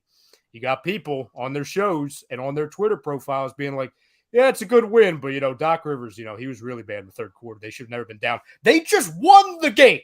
Can we wait 2 days until they lose to do this? Like, I honestly, I'm not going to tell people how to be a fan, but if you are a fan like that, that is a miserable existence. Like, I'm not going to say I feel bad, but I kind of feel bad. Like, that's it within the prism you look at sports. I'm not saying you got to be a homer and it's like, oh, they lost, but everybody had fun. Like, no, don't do that. But like, even in the greatest moments when things are getting accomplished and you're still looking at a negative, or it's like, yeah, but this is going to happen. I personally don't choose to look at things like that. I don't think it sounds very fun, right? And I think sports are supposed to be fun. That's why we all do this. So that's where people lose me. We want to play rookies, Ted. What are you talking about? What part of the audience is Tom talking? We want to play rookies. We're still in the process. Oh, you asking who I'm talking about? I mean, Yeah, I think so. It ain't hard to find. Not taking a shot at you, Ted. Like it's out there, right? This not from the smart fans. Oh, okay. Yeah. How am I wrong about him? How am I wrong about him? Where does he fit here, Michael? Where's his minutes coming from? Where's his minutes coming from? I was actually mapping that out while you guys were talking, if I'm being honest. Like, he's not playing over. Come on, Michael. The only minutes Isaiah Joe's getting is the minutes that he's running to grab Doc a cup of coffee. That's a good point. Damn. Jesus roster, yes. He's not on the starting rotation. He's not playing over Melton. He's obviously not playing over Reed and Niang, two different positions. He's playing over McDaniels, to where I'm looking at like the final. But even that's a different position in theory. Because Sure. McDaniels, I mean, McDaniels Jay is Joe's small more of a forward. pure two than a. Yeah, because I'm sure they overlap, right? I hear you. So he's playing over. And this was our argument back in the summer. I was like, oh, you should probably have kept Isaiah Joe over Furkan, but Furkan's not playing, right? Like you brought in Daniel House. Okay, so Isaiah Joe's playing over Furkan and Daniel House. Guess what? Neither of them are playing. So it's a moot point. Like it's a moot point. Okay, he's playing over Shake Milton. Guess what? I don't even know if Shake Milton's going to play in the playoffs, right? Like he's like my ninth guy. I think he should play, but I don't know if he's going to play. Yeah, and Shake's better than Isaiah Joe. I don't really care what anybody has to say about it. If Shake Milton was on OKC and getting that run, his numbers would go up. Sure. Again, it's not a shot at Isaiah Joe. I'm not saying he isn't doing well in Oklahoma City. What I'm saying is he's not going to get meaningful minutes on a championship contender. Why is that hard? I don't understand. Why is it an attack on the Isaiah Joe is currently playing on a team that doesn't have a center, right? Like it doesn't have a winning record, as Tom just pointed it's out. Literally watch what SGA does, and Giddey's going to pass it to him. And they have 50,000 draft picks down the line. We've seen this example in this city with Michael Carter Williams. The numbers he put up here, and then when he went elsewhere with a team that was a little bit competitive, wasn't even close to the same production. Embiid, Harden, Maxey, Melton. How long has he been retired now? MCW. No, I think he's still on. He got signed like a 10-day. He got signed to a 10-day. I think he's on the Magic. I didn't see that Instagram post. What? Instagram post? Yeah, I was just joking. I don't know. He's with the Orlando Magic. The Cavender twins and their Instagram post of retiring. I see. Took me a second. I apologize. It's all good. Michael says, can always use a guy who can knock down three. You guys are missing the point. No, we're not missing the point. You're missing the point, Michael. No, he just wouldn't. Michael, we understand that more guys that can make threes. He just would not. Who would he play over is our question. But what everyone's forgetting, though, too, is when you're coming off the bench in a 3-minute span, you're in no rhythm. Yeah. So to try and hit that shot's not going down. Like you're coming off the bench to hit a shot. It's not going down. When you're playing at that 40% he's 40% from the three because he's playing minutes and he's in a rhythm. Yeah, when you're playing at that short of a clip, if you're getting the ball, right? Because there's no guarantee you're getting the ball because the team obviously runs through Maxey, Harden, and Embiid first. Mm-hmm. You are either going to press the issue and take bad shots because you know you're so limited in your opportunities, or you're not in rhythm to make those friggin' shots, to Greg's point. Again, like, we're not saying Isaiah Joe stinks. We're not saying Charles Bassey stinks or any of these guys. We're saying who are, of those 6, 7, 8 guys that we listed, who can you undoubtedly say he's playing over? He's not. He's not playing over any of those people. I mean, I can't believe this is even a conversation. Speaking of someone that he's not playing over, my key for the playoffs is PJ Tucker. Oh, Thank you, Greg. And I also agree with that. And I don't think that he's necessarily going to be a huge guy necessarily offensively, kind of like to Tom's point about enough ball to go around. But, like, we're going to see the benefit of what PJ Tucker signing is here in the playoffs. Absolutely. Right? He was obviously brought in for a reason, and played a lot of basketball over the last couple of years, so I don't really put a lot of stock in what he actually did in the regular season. I think his benefit and his value is going to come here in his postseason, where obviously we're going to have rest days every other day, and he can play his brand of basketball, which I think has helped fuel that 42-16 stretch, to finish out the year. Right. I think he's going to be a key guy, and hopefully, if he gets the opportunity, is able to, as he's done in the past, is able to hit that open random three that he's going to ultimately get. Yeah, and I'm going to piggyback off of that too. I think PJ Tucker as well, because we're going to need that experience and that defensive toughness, particularly when we hit that Boston series and we hit that Milwaukee series. You need to have guys that have been there, guys who are going to go out there and be tough and bang down low and try to help, create opportunities to grab boards and kick off the transition offense. So I think outside of the big three who are pretty obvious, I think you have to see playoff PJ here. And I'm also going to piggyback off time, of right? Yeah. Like the last big game out was against Boston, right? Yeah. It was against Boston. I mean, I think we sort of saw, I don't say the focus, right? But we saw the ability to hit some big shots and get some big rebounds. Well, you hit 3 big threes in that last 3 or 4 minutes of the game. Yup. Steph Curry for a few minutes there. Frank, you were about to, I think, piggyback as well. Yep, PJ Tucker as well. He gave us fits last year, and now he's on the good side, and I can't wait to see him give him fits on Boston and or Milwaukee in the playoffs. So, you guys want to run through all the other series and just do a little rapid fire? Yeah, we can do it. Let's do it, baby. Oh, here comes Ralph. Here you go. wow. I was letting you guys go. I was letting you guys have your moment, your one shining moment. Don't. Our playoff predictions are brought to you by A2Dmerch.com, is where you can get all your official A2D radio gear. All you got to do is type in A2Dmerch.com.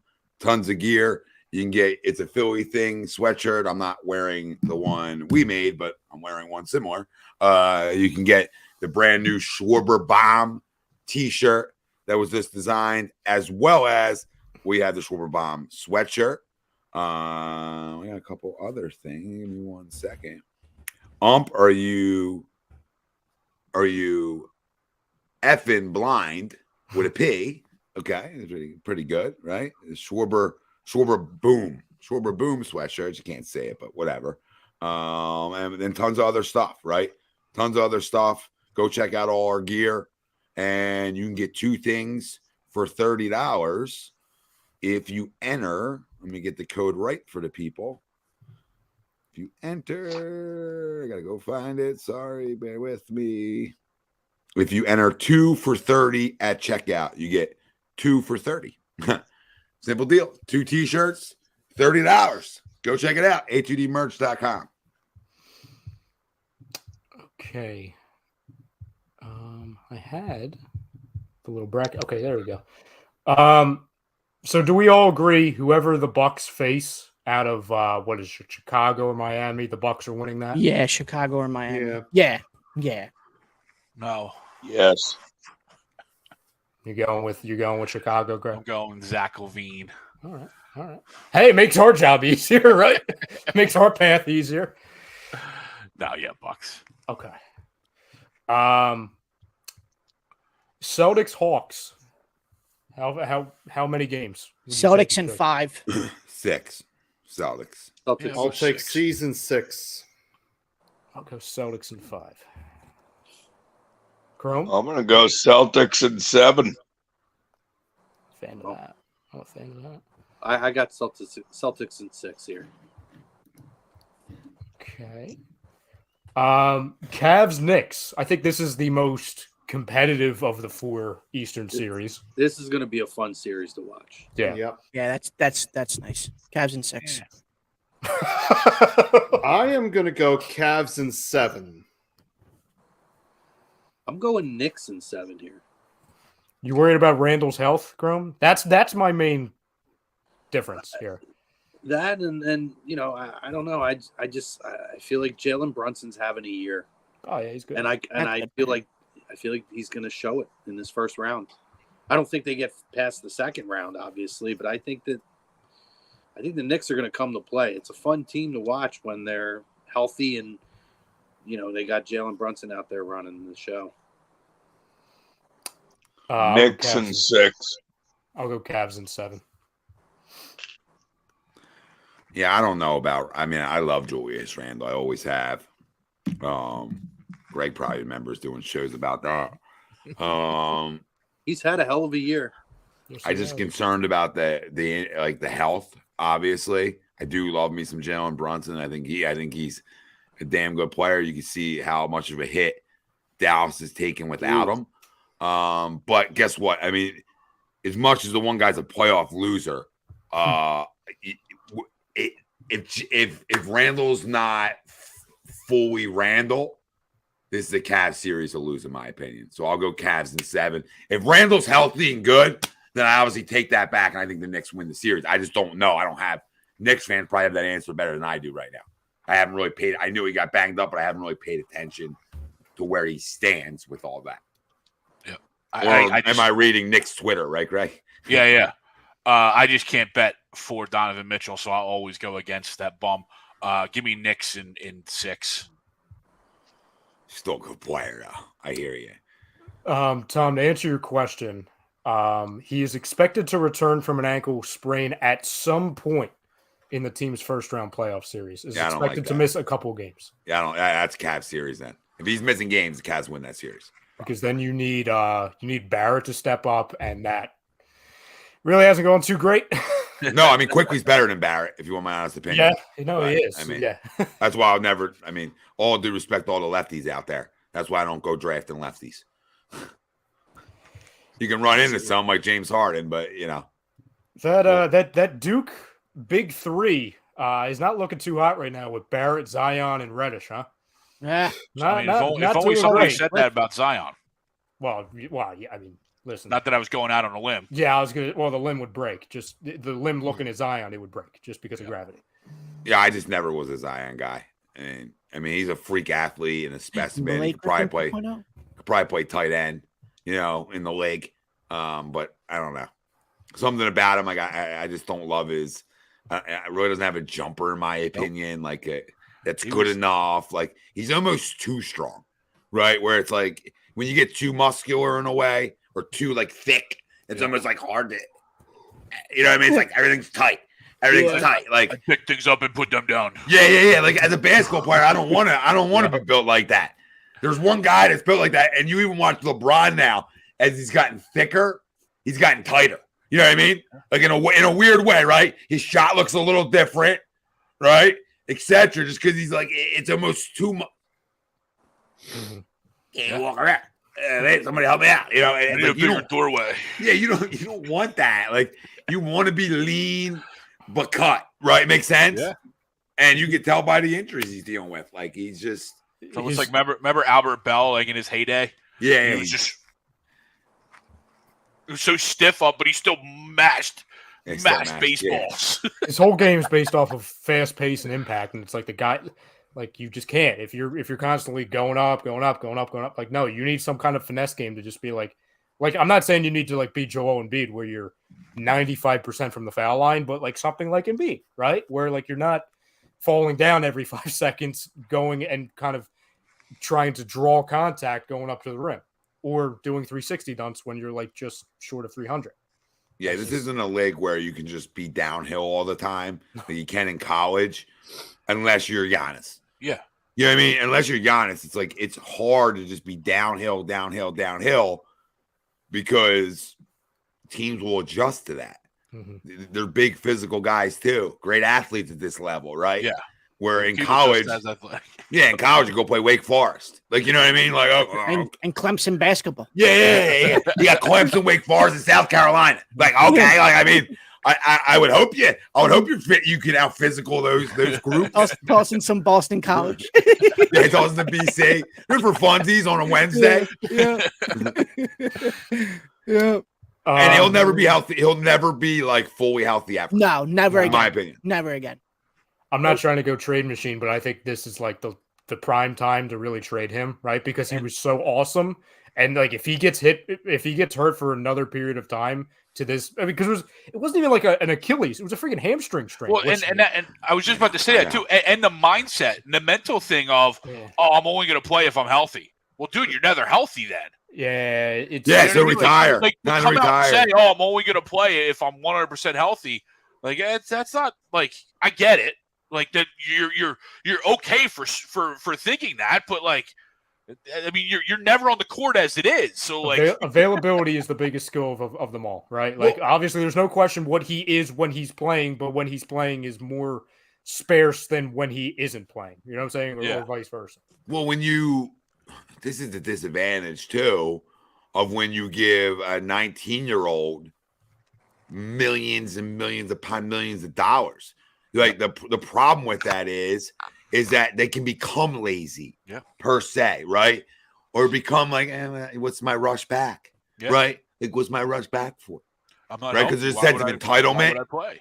Yeah, I'm not saying this is Zion. I'm talking in generality, right? Yeah. That's the other side of the kind of money these guys get at such a young age, where the busts happen so much more than usual because if you don't really live the game, you can sort of check out a little bit, right? Like there's one thing to love the game, like the game, but you got to live the game. You got to breathe the game. Like we talked about, baseball wise, right, Greg? Like you got to breathe it, live it. It's everything to you, right? And they're the guys that are going to be special. And they're the guys that are, all-stars in this league. It's the ones who live it, not just love it, live it. And it looks like he's not Ben Simmons, right? I'm not going to go there, but it looks like there's not really that gigantic want to from a guy like him. I can't believe I'm saying this, right? Because I think the guy, he's played in the league, right? So no shot at him there, but I think he says more foolish things than smart things. But Jalen Rose actually said something really smart before this game. And again, I can't believe I'm quoting Jalen Rose right now, even though he voted Embiid MVP. So kudos there. After saying he's voting for Giannis 24 hours prior, but I'll leave that alone. He said that you have to love his conditioning just like he loves the game. And I think a perfect example is what Embiid was. Like Embiid, obviously, there was a handful of years early on we were like, listen, the guy's got to get out of the Chick-fil-A, right? Like Chick-fil-A's all, but we need to get out of there. What happened? You're here. Whoa. Shit. You bastard. You're right here. What did I do? You're right here. Maybe he doesn't. Now you crapped out. And there, ladies and gentlemen, is what happened to Zion. That is what happened. Once Zion heard the word conditioning, he did what Noah did. And he said, wait, no Chick-fil-A? Yeah, Come I'm on. out. Come on, man. Not even a grilled nugget? Come on now. I don't even know what I was saying. I don't even care. I don't even care what the hell I was saying. I'm gonna do that because I'm actually gonna go off for a second, so it'll look a little cleaner. But no, I mean, listen, and I don't know, right? Like I don't want to start like saying stuff about a player when I don't fully know a player. But what you said, Ryan, about Jalen Rose, it's spot on because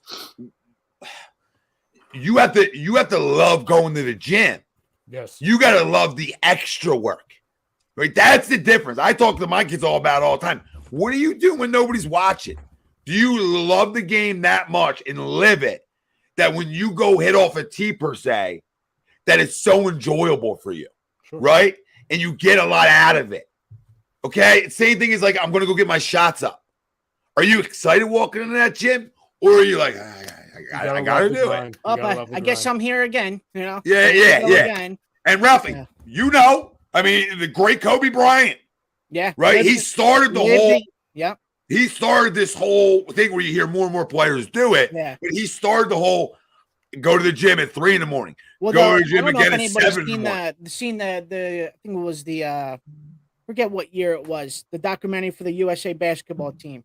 What year? I think it was 2010. The story of when, Kobe was in the gym at 4:30 a.m. and then Dwayne Wade was in there with him, and then LeBron, and then Melo, and then just everybody got up at 4:30 and just did it with Kobe. It was just live. If you don't have that as a player, then why even do it? You know what I mean?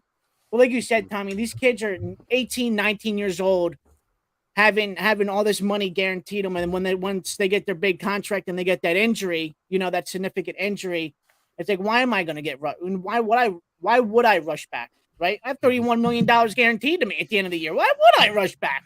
You see my car? You know what I mean? You see my car in my house? I got the my Rolls family's Royce. taken care of.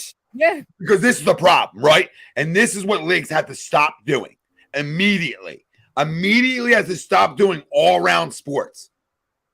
That I can't fully guarantee contracts anymore.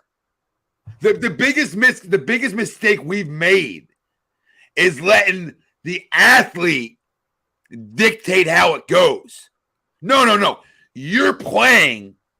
You're playing for a boss. Make sense? You're playing for a boss in an organization, like any other person in a job. So the only thing guaranteed is when you're playing. And that's where they got to figure it out in the NBA, right? Just like they figured out in the National Football League. And why the product every year is special is because outside of your signing bonus, right, and your guaranteed money, the rest of your money, you have to make a roster spot. Yeah. There's incentives. You just don't show up when you want, right? And if you get hurt, right, it could change everything. This is where even Major League Baseball, like, what are we doing? What are we doing? Everything's guaranteed? Absolutely not. You can earn it all, but you got to be able to play to earn it all. You should have to hit your numbers to earn it all. And I sympathize to a degree with, like, oh, what if somebody gets hurt, right? But guess what? You're playing sports. You're playing sports, right? Like, circumstances change, right? Like, if I saw right, still have more money in the water having our life, even if they get hurt. Exactly, right? Like, if it takes me getting, $100 million, listen, I'll tear my ACL right now. I'll do it, right? Like, I'll do it, right? Like, I don't want to, but I'll do it. Like, it comes with the territory, okay? To where if, for example, I sign a 4-year, $100 million deal and, everything's guaranteed, I can not show up to work for the next 3.5 years. I guess when I'm still getting my money. That doesn't sound right. Like, that doesn't sound like something that should be real. Like, credit to them, right? Like, that's awesome, a situation, but it's just very lopsided. And the foolish thing too is it's incredibly short-sighted as well, because even if you get that money up front, if you're 19, 20 years old, think about the money you can make down the line. Put the effort in, work on your game, and get better. Mm-hmm. You're going to be maxing out every time your deal comes up. But I'm tired of the poor athlete, right? Like, guys get their first contract and they check out. Yep. I am so tired. And this isn't me being like a 40-year-old guy and being like a grandpa, right? Like, I'm so tired of the athlete. No, I'm tired of the athlete. Like, we walk around like, well, nothing's guaranteed. Like, shut up. Shut up. You got to earn stuff in life. Nothing's given. So, yeah, this is the amount of money you can make as a rookie. But if you're not playing X amount of games and you're not hitting incentives, then you shouldn't make it all. You might still say your contract is whatever. I'd be like 4 years, $80 million. A lot of money. Maybe you only make 40. You're not broke, honey. You're not broke. You're not living in the goddamn streets. Knock it off. If I ain't doing my job, I'm not getting paid. You got to earn stuff. Like, and then we give this 2023 participation / like I feel so bad for him. He got hurt. Like, that's a bad injury. It's like, I don't care about you, probably. Most likely won't stick up for you like you stick up for them. And that's not every player, but you guys get where I'm going with this. We care so much about these guys getting their bag. Jerk me off. Get your bag. Knock it off. Nobody cares about Tom getting his bag. Nobody cares about Chrome, Frank, Greg, Ralph, Ryan getting their bags. And surely nobody cares about Noah getting his. Like, come on. Just as like, I want guys to make money. I want guys to earn a living. but you also don't have to spend over your means either. Well, Instead of a $10 million house, try it too. Well, the thing that kills it now too is, before you had to earn money through the longevity of your career as well. Now, Ben Simmons is a primary example, right? The celebrity of the brand that's bought through social media, Instagram, and everything else, and being clickbait. They find ways to make money that way to where, okay, well, you know what? If this doesn't work out, if I build enough of a brand for myself, I'm going to keep making money anyway because people are going to follow me. And that's, I think, killed the integrity of sports in a lot of ways because you don't get the effort from the younger. And I'm not saying everybody, obviously, but there are a number of people who have proven that fact that their brand is more important than the effort put into the sport and to the commitment to their organization and their teams. And that's absolutely. That's a problem. Ben Simmons is a big example because he's somebody that, we Wants talk about the celebrity of it without having to put the effort in. Yeah, he worked to that first contract, got it, and now he's, for whatever reasons, right? He's not going to get another contract, and he's exhausted his resources by being, let's just call it, not the greatest human in numerous different aspects. After this contract, he's not going to have a role in the NBA because he's not good enough. 2, he's not going to have a role with LSU because he alienated himself from them. He's not going to have a role in broadcasting because the guy didn't speak when he was a player and they were winning and he was successful when he was anything close to what he should have been. The guy's going to be sitting here in 5-6 years being like, the hell am I going to be doing? And he lived the lavish lifestyle numerous different times with the Lamborghinis, the 5 houses, all things, et cetera, trying to be Floyd Mayweather Jr. to where it's like, hey, that $100 million ran out quick. What am I doing now? Yeah. You've limited yourself. You've screwed yourself.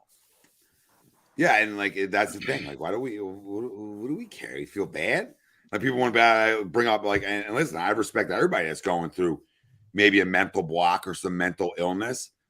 But why do I care that much about that guy? Where I'm like, I feel bad for him. Like, that's tough. That's tough what he's been going through. Shut up. Guy was a better life than you'll ever live in your life. Okay? You know what I mean? Like I don't want to say money brings happiness, but it takes away problems. I'm not gonna tell you it's gonna make you happy, but it sure as hell makes you. It helps a little. Makes life easier. A little bit, yeah. Goodness gracious.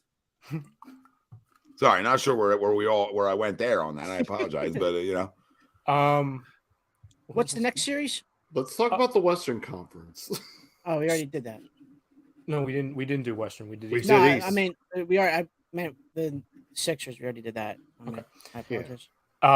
Anyone see either Minnesota, OKC, or New Orleans beating the Nuggets? No. No. Uh-oh. Tom's thinking. Minnesota, OKC, and who else? New Orleans. Pelicans.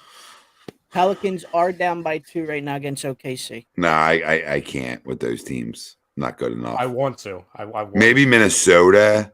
I was gonna say Minnesota could give them a series. Yeah. But I don't know if they can beat them. Yeah, I don't think they can beat them. Ralphie, you believe in Minnesota, Ralphie?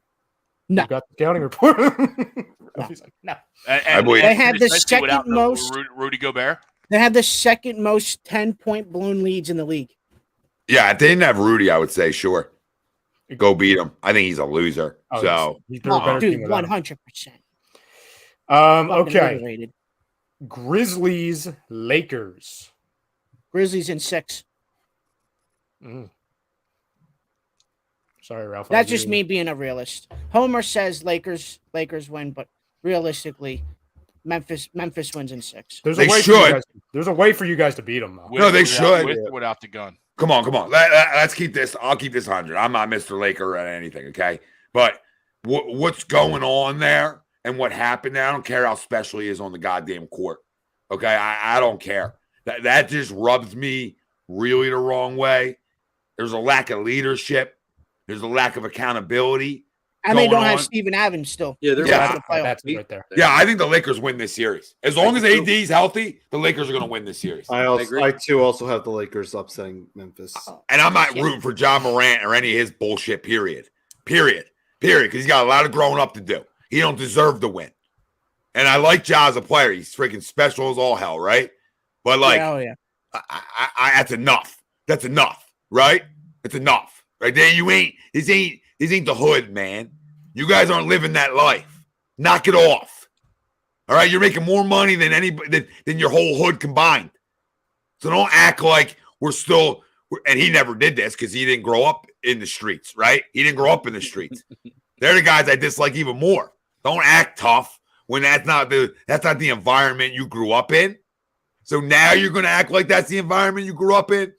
Now it's hot in the street, right? To be waving guns around, to be in strip clubs, dudes naked. Like any guy naked in a strip club, right? Like, hey, come on, bro. The amount of money you're worth, just walk down the street with your pants down. Makes sense? You don't need to. I don't know. We'll do that all day. But I got a problem with him, and I think he's a special player, and I hate to say it, but it's Allen Iverson on steroids off the court. On steroids off the court. It makes want to tell you that? It makes that seem like amateur hour. That's a bust my favorite line of all time. That's a bust out quote right there. Yeah, my favorite line of all time. Yeah, the biggest matchup is Jaren Jackson versus Anthony Davis. I actually just looked. Davis has better recent success against Memphis than I thought he did.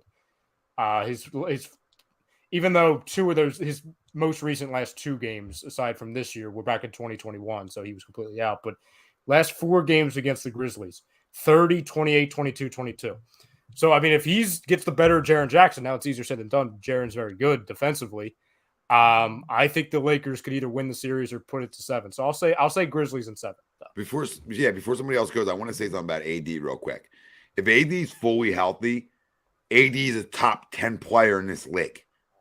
And that's just the facts. Okay? If he's completely healthy, that's how good he is. He's another change the game type player.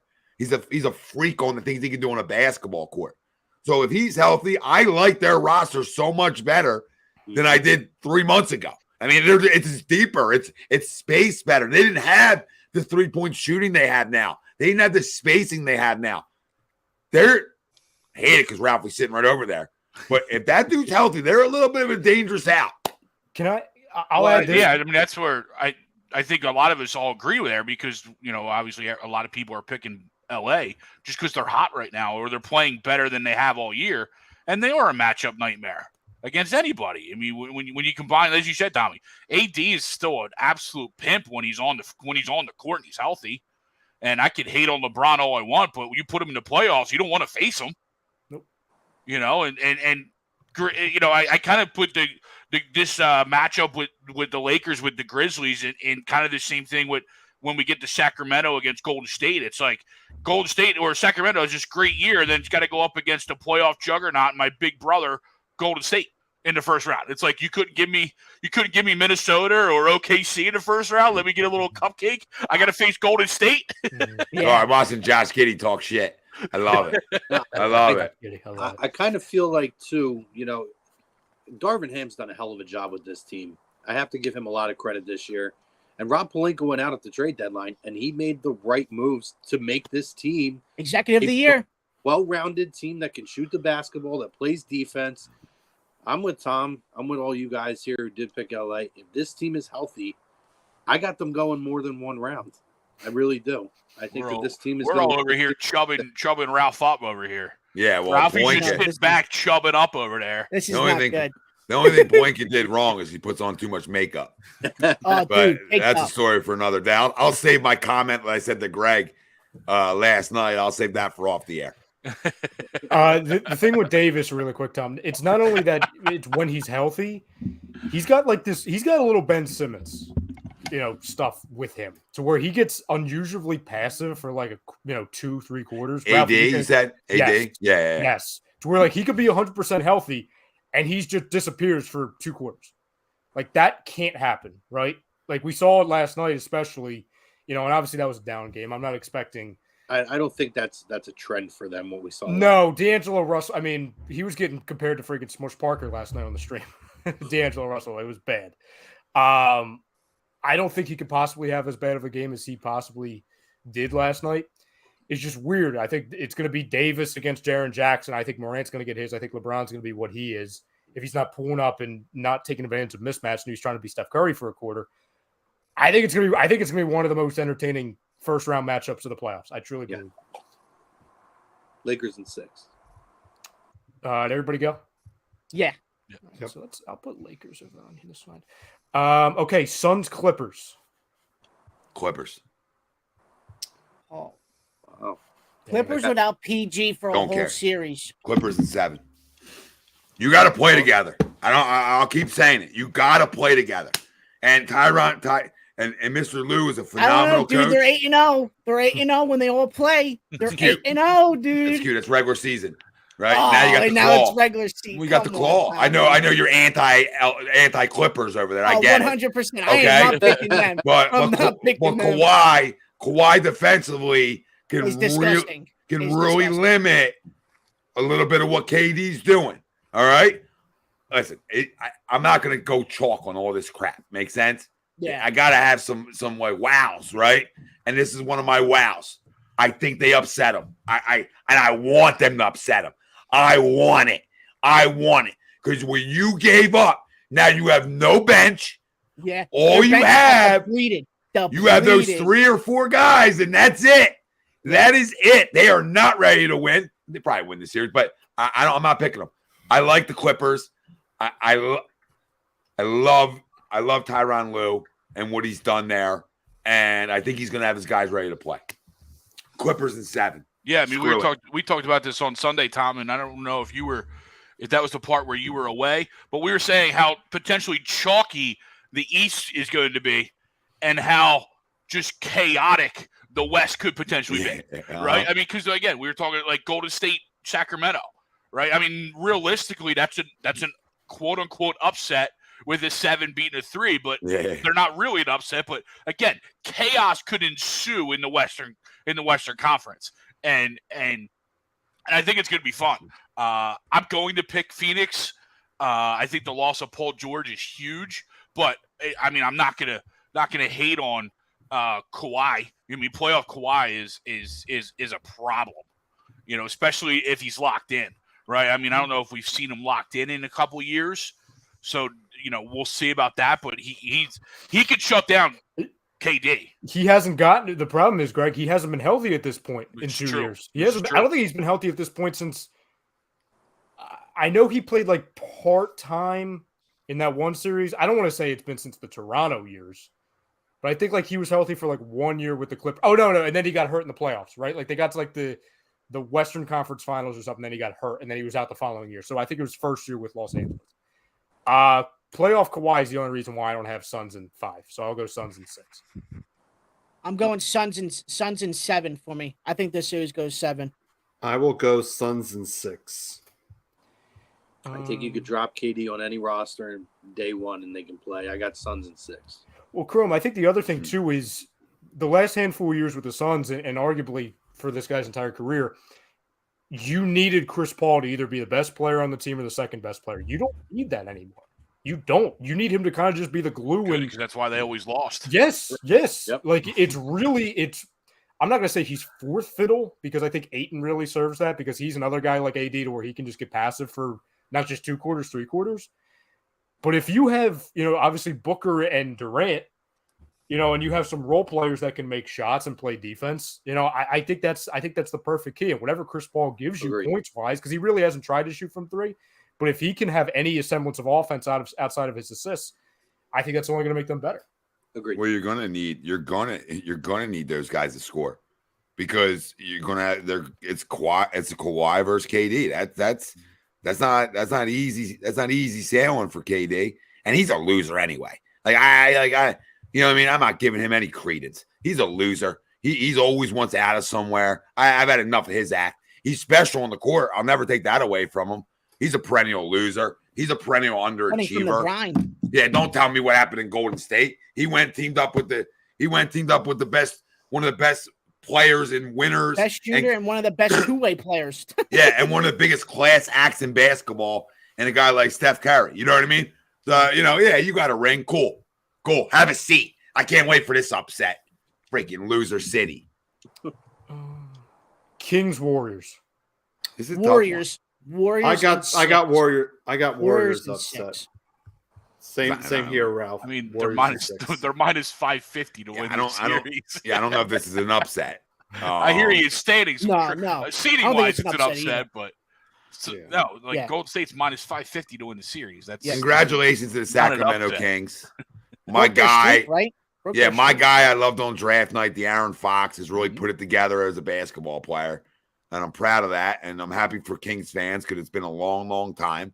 And any team that hasn't been in the dance, that's not in the Eastern Conference, right, that we don't hate, I want to show them love as a fan base, because it's been a while. And they have a loyal fan base there in Sacramento. And they deserve to be back, as one of the better teams in the Western Conference. That all being said, Warriors in 6. Warriors in 7. I think it's an interesting series because it's going to depend a lot on how Andrew Wiggins plays, and when coming back and not really playing a whole lot. I think the Kings could take this series. I'm going to be the guy. I'm going to say Kings in 7. I'm rooting for them. They could, Crum. They absolutely could. That's what I was saying. They had such a great year, and then to get Big Brother, who, regardless of where they're seated, they're just perennial powerhouses in the playoffs, right? You know what I mean? And injuries, and like we said with us and PJ, right? I mean, there's no back-to-backs now, right? And now they got Wiggins back here at the end of the year, so that was a huge addition back to the rotation. They can rest. They have the off days. It's so tough because you're right, Chrome. You want to almost reward Sacramento, and then they get Big Brother from across the bay. It was the worst matchup possible for them. As much as I like the Suns, and I think there's other teams, right? It's the worst matchup possible because the thing with the Warriors, especially on the road, is okay. They just don't try to play defense. Okay. Well, guess what? The Kings can't play defense, so that's the issue, right? It's going to be a shootout. Say it again, Chrome. It's going to be a shootout. Yeah. And give me the better shooters. Yeah, it's Curry in a shootout. I'm going to side with all day. And listen, Clay's been really friggin' good. He's been really friggin' good. And is this really a road game? Like, are they really going to actually stay? Right, like, you know what I mean? Like, they're probably going to stay at their own places. They would have rather faced the 1-seed Nuggets, honestly. It's really almost right down the road, isn't it? It's really not far. Yeah. They literally, if I were them, like looking back, hindsight 2020, it's like we should just freaking tank for the 8th seed so we could play the Nuggets instead of playing this mess. Should have pulled the Denver or the Dallas. Well, we're gonna tank the red to adjust our seeding. Don't get me started with Dallas. We don't have time for that today.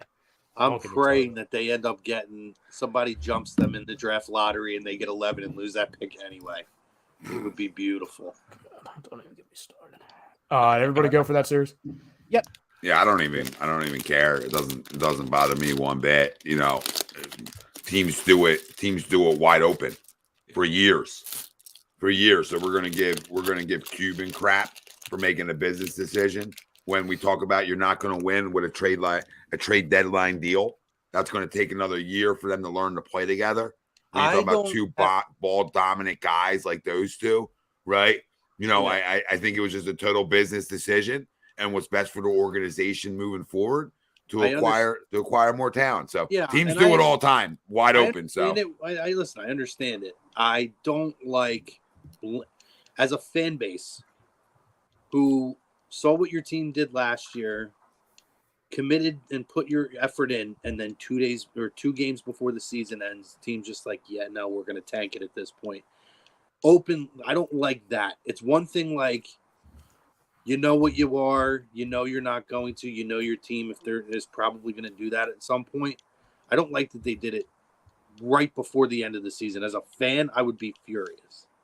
But I get it. I understand the business decision of it. But it's timing. We knew the process was going to be what it was. When the Houston Astros first started their process, they were the originators, in my opinion, of the process. They said, we're going to stink for the next 6 years, just so you guys know. So prepare for it. But we're building to something. But there was like a forewarning. But the effort that you put in with what you came up with last year, the fact that they didn't put the money out to keep Jalen Brunson, which made them have to overpay for a guy like a Kawhi, which, not to his fault, it just the chemistry wasn't there. They didn't have the pieces, basically. They lost 2 of their best defenders. And then 2 days before the season, you still got a chance to get in. You tell your fan base, yeah, no, we're just going to tank it. It rubbed me the wrong way how it was My eye rolls. Listen, if they thought that they were going to win a playoff series or even get through the play-in tournament, like that would be foolish, right? Because they stink. They're not a good team, right? Like they're just not a good team. You talk about a team that don't play any defense. No, they're a horrible team. You went and got a crumb, with all due respect.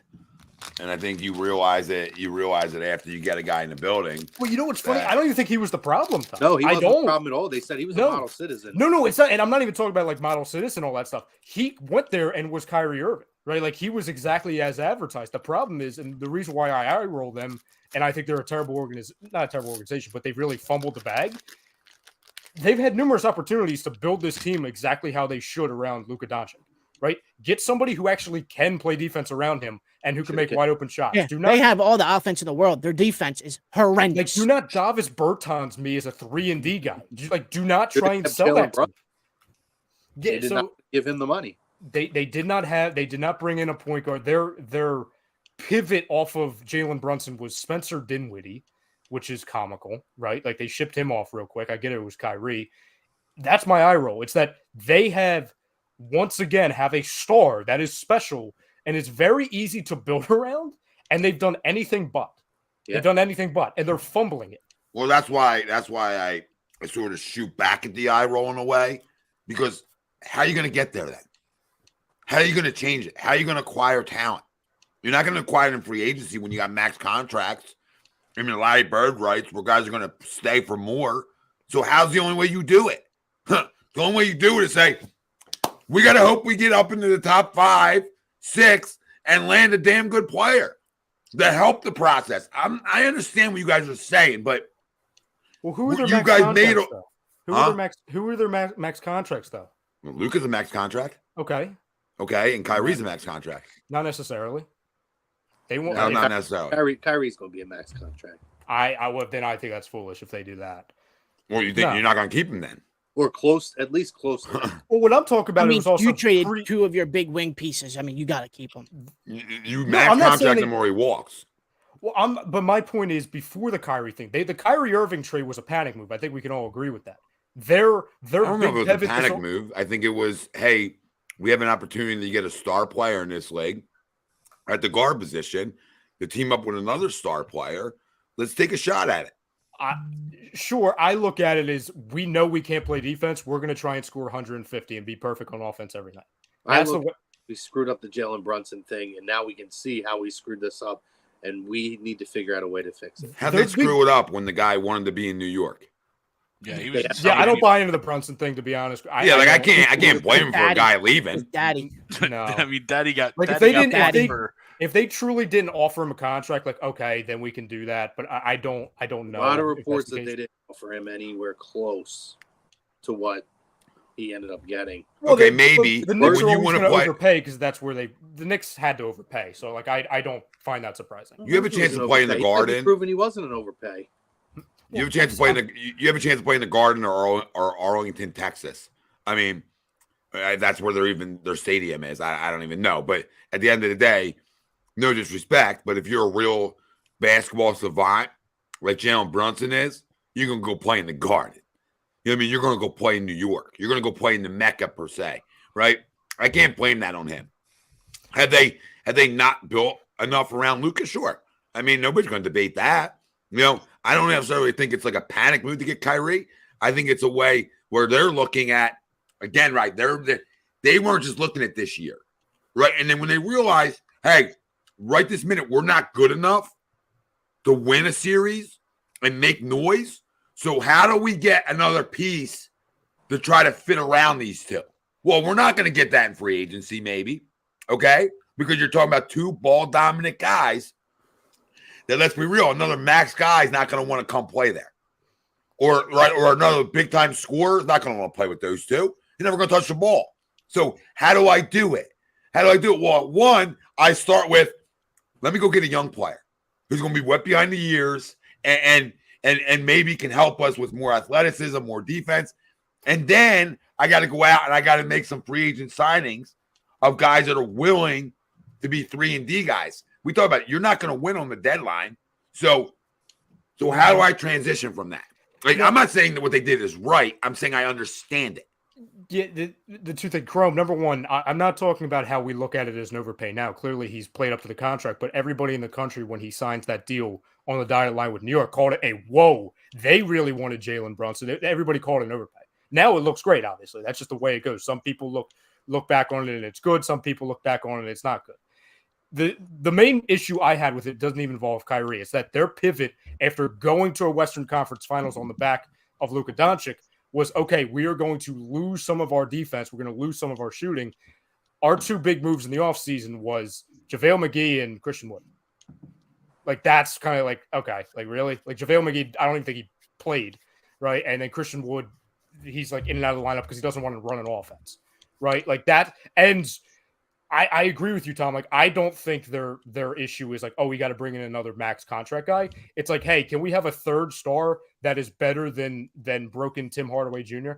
Like, that was their guy. It was like, okay, Tim Hardaway is going to come off of injury and he's going to be really consistent at the scoring position. Well, he hasn't been consistent at the scoring position in 3.5 years. Right? Yeah. No, and again, to me, and this is the last I'll have to say about it. It's, if we're going by, they realize, and I'm sure they did, that they weren't going to be good enough to win a series. I'm pretty sure they could have figured that out before the last 2 games of the season and openly put it out there. And again, as a fan base, I understand the idea. But I think everybody knew that team was not going to be good enough at that point. They could have did that 10 games beforehand or 8 games beforehand, not right at the very end. You just tanked the last 2 games. I would just, as a fan, if I was a fan of Dallas, I would be really pissed off. I hear you, but 10 games before that, I don't know if they knew. They were pretty bad. They just got the guy. They just got the guy. How do they know? They're trying to see it play out. 11 with those 2 in the lineup.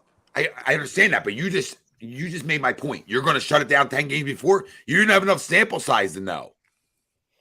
You just made right. You're talking about 5 and 11. That's 16 games. So you're going to play them 6 games together, and you say, "Well, we know." No, you don't know yet. When the guy's not locked up for any contract, the guy could walk. You know what I mean? You just didn't know yet, Chrome. And I get exactly what you're saying. I'm not going to get all up in arms and disagreements here, right? It's semantics. But like, you don't know 10 games ago that these guys really aren't fitting and gelling yet, and the whole chemistry isn't there. You made the move not for this year. You made the move for the following year. They didn't make that move for Kyrie for right now. In my opinion, they didn't. They made it for next year. And in common sense thought process, that's what that tells me. Yeah. You know? I get it. It's not a good look, right? Either way, I get it. It's not a good look. But I think I may feel a little differently if he was already locked up, but you may have done that and made that move for next year, and he may not be there next year. Well, he'll be there with Larry Bird, right? So you pay him. Yeah. And yeah, I mean, I think that he will, but there's a lot of people that think he won't get that, and he might end up walking, going elsewhere. So we'll see. I mean, Kyrie Irving, unless somebody has an agenda against him, he's still a max money player in this. Agreed. I agree. So if it's not them, somebody's going to give it to him. Someone's going to pay him. Yeah. Yeah. So, I mean, like I said, they can pay him more. So if they went out and traded the assets to get him, and Mark Cuban's a smart businessman, right? So I can't see Mark Cuban trading the assets to get him and allowing him to walk out the door. Okay, the next rounds, some people have the Suns, some people have the Clippers, but it would be Nuggets versus whoever wins that Suns-Clippers series. Who do we have advancing in that? Nuggets. Nuggets beat the Suns in 6. I have Suns. I have the Suns as well. Clippers in 7. I have the Suns. He went with the Clippers. I like it. Joker always fails in the playoffs. Yeah, Clippers in 7. Yep. It was just a matter of whoever was playing Denver in that second round was probably winning. Yeah, my bad. I mean, I have the Clippers. I probably have the Clippers going way too far here, but that's what happens when you have them taking the Suns out. Sound like Rondo. Okay, and then the winner of, because I think did anybody pick the Kings? No, I did. Okay, so Chrome, he has the Kings. Everybody else, they have the Warriors, facing the winner of the Grizzlies-Lakers series. Lakers. Jesus. Warriors. Okay. Warriors. Yeah, Warriors. Go Ghosts of NBA playoffs past come back from the early 2000s. The Lakers take out the Kings yet again. And then over That on the I could see. Yeah, I mean the Kings, yes.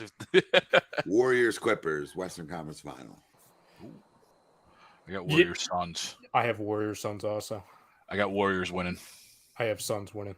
I got Nuggets going to the NBA Finals. Jesus. See, I'm gonna shut this down now. So Warriors to the that's a nice little Clippers run there. Tommy's back to real life. I got the Suns taking the Lakers out in the conference final. And then our final two, who we have making the ECF? Everybody? I think everybody but one. I think everybody has Sixers Bucks except for me, correct? I have Sixers. Yes, Bucks. I do. I have Sixers Bucks. Yeah. Okay. Trying to think who the Bucks could end up playing in the second round. Cavs. Cavs or Knicks. Whoever you had winning. So you had Knicks, I think. Or no, you probably switched after the Randall. Yeah, you went Cavs. Me Bucks, Sixers. And who do we have advancing? I have the Bucks and Suns in the finals. Same as Sunday. Sixers, Warriors, NBA Finals. Ditto. Sixers, Nuggets, NBA Finals. I actually really want that because I think we would win in 5. I'd love to see a Sixers Lakers finals. I would like to see a Sixers anybody finals, to be honest. True. Fair point. Yeah, Sixers, Warriors, Sixers in 7. Sixers in 6. Parade time in Philly. Giddy up.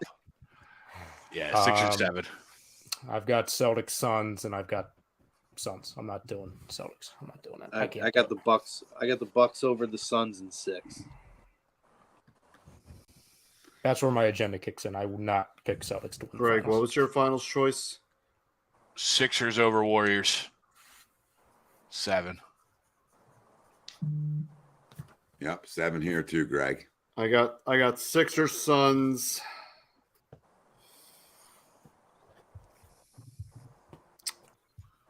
Ball, Frank. You agree to the poll, Frank. I feel like Suns in 7. Oh. So then you disagree to the poll. No, the poll was just to get there. Oh, get there. Get there. Okay. To Touche. get there. Touche. Don, you're late. Welcome to the show, Don. He was watching the Pistons. 2 hours and 17 minutes in. Welcome to CJGJ. I don't know if I picked them to win the finals before, Don. I may have picked them to get there, but I don't know how many times I was picking them to win it. Time's now, Don. Time is now. All right, anybody got anything else? No, sir. Playoffs are here, baby. They are here. A lot of fun. Greg won't Dead be wrong. watching, but that's okay. Yep. Pretty much. Greg, enjoy baseball. And the NHL's are all ramped up. Yeah. Who?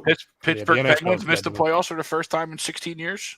As did the Capitals, first time in 16 years. Yeah. Both Flyers the make Caps it. and The the Flyers Flyers. make it. Flyers definitely made it. Okay. They Yeah, made it to Flyers the made it. seventh First lottery seed. spot. Number 1 seed this year for the Flyers. Good shit.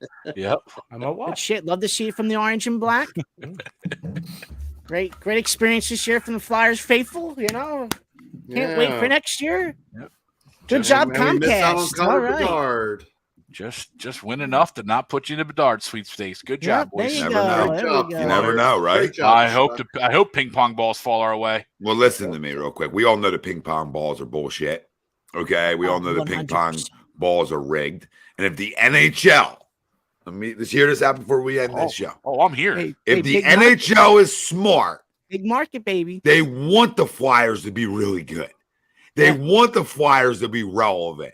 The Flyers may not want to be relevant, but the NHL needs the Flyers to be relevant. It does the NHL no good when one of your biggest markets, if not your biggest market, okay, nobody watches. That's bad business for a league that's already niche-y, right? And on the lower levels of the 4 major, they need it. So I got this like conspiracy theory going on talk here dirty to me. that I think the balls are going to fall into our lap. Talk dirty to me. Let's go. Ball into my lap one time. Rob Balls in my Boinka. lap. Balls in my lap. Do that, Rob Boinka. I love Rob Boinka, ball into my lap one time. it. Executive of the year, baby. God, that would be They're amazing. probably going to give it to Chicago. Watch what happens. We'll probably get two of That's the another losses. good one, Chicago though, gets Frank. one. That's another good one, though, Frank, because they're a major market. So that's not And they did it. And they did it to us. Go 1-2. Many years Philly and before. We lost Chicago. on a Patrick Kane. Go Philly, Chicago 1-2. However you want to put it, that'll work. Yeah, because that hasn't happened before. Yep, and we'll get two. Thanks, JVR. JVR strikes us again. Hell yeah. My final thought, number one, I didn't know Darius Saric was on the Oklahoma City Thunder. I just learned that. And two, Isaiah Joe Tracker, 1 for 5 from the field, 1 for 3. Oh, Hey, Jesus. starter. How many minutes? How many minutes Starter. in a playoff game? 19. Yep, Yeah, tells you all you starter. need to know. Starter. And that is a team, once again, that does not have a center.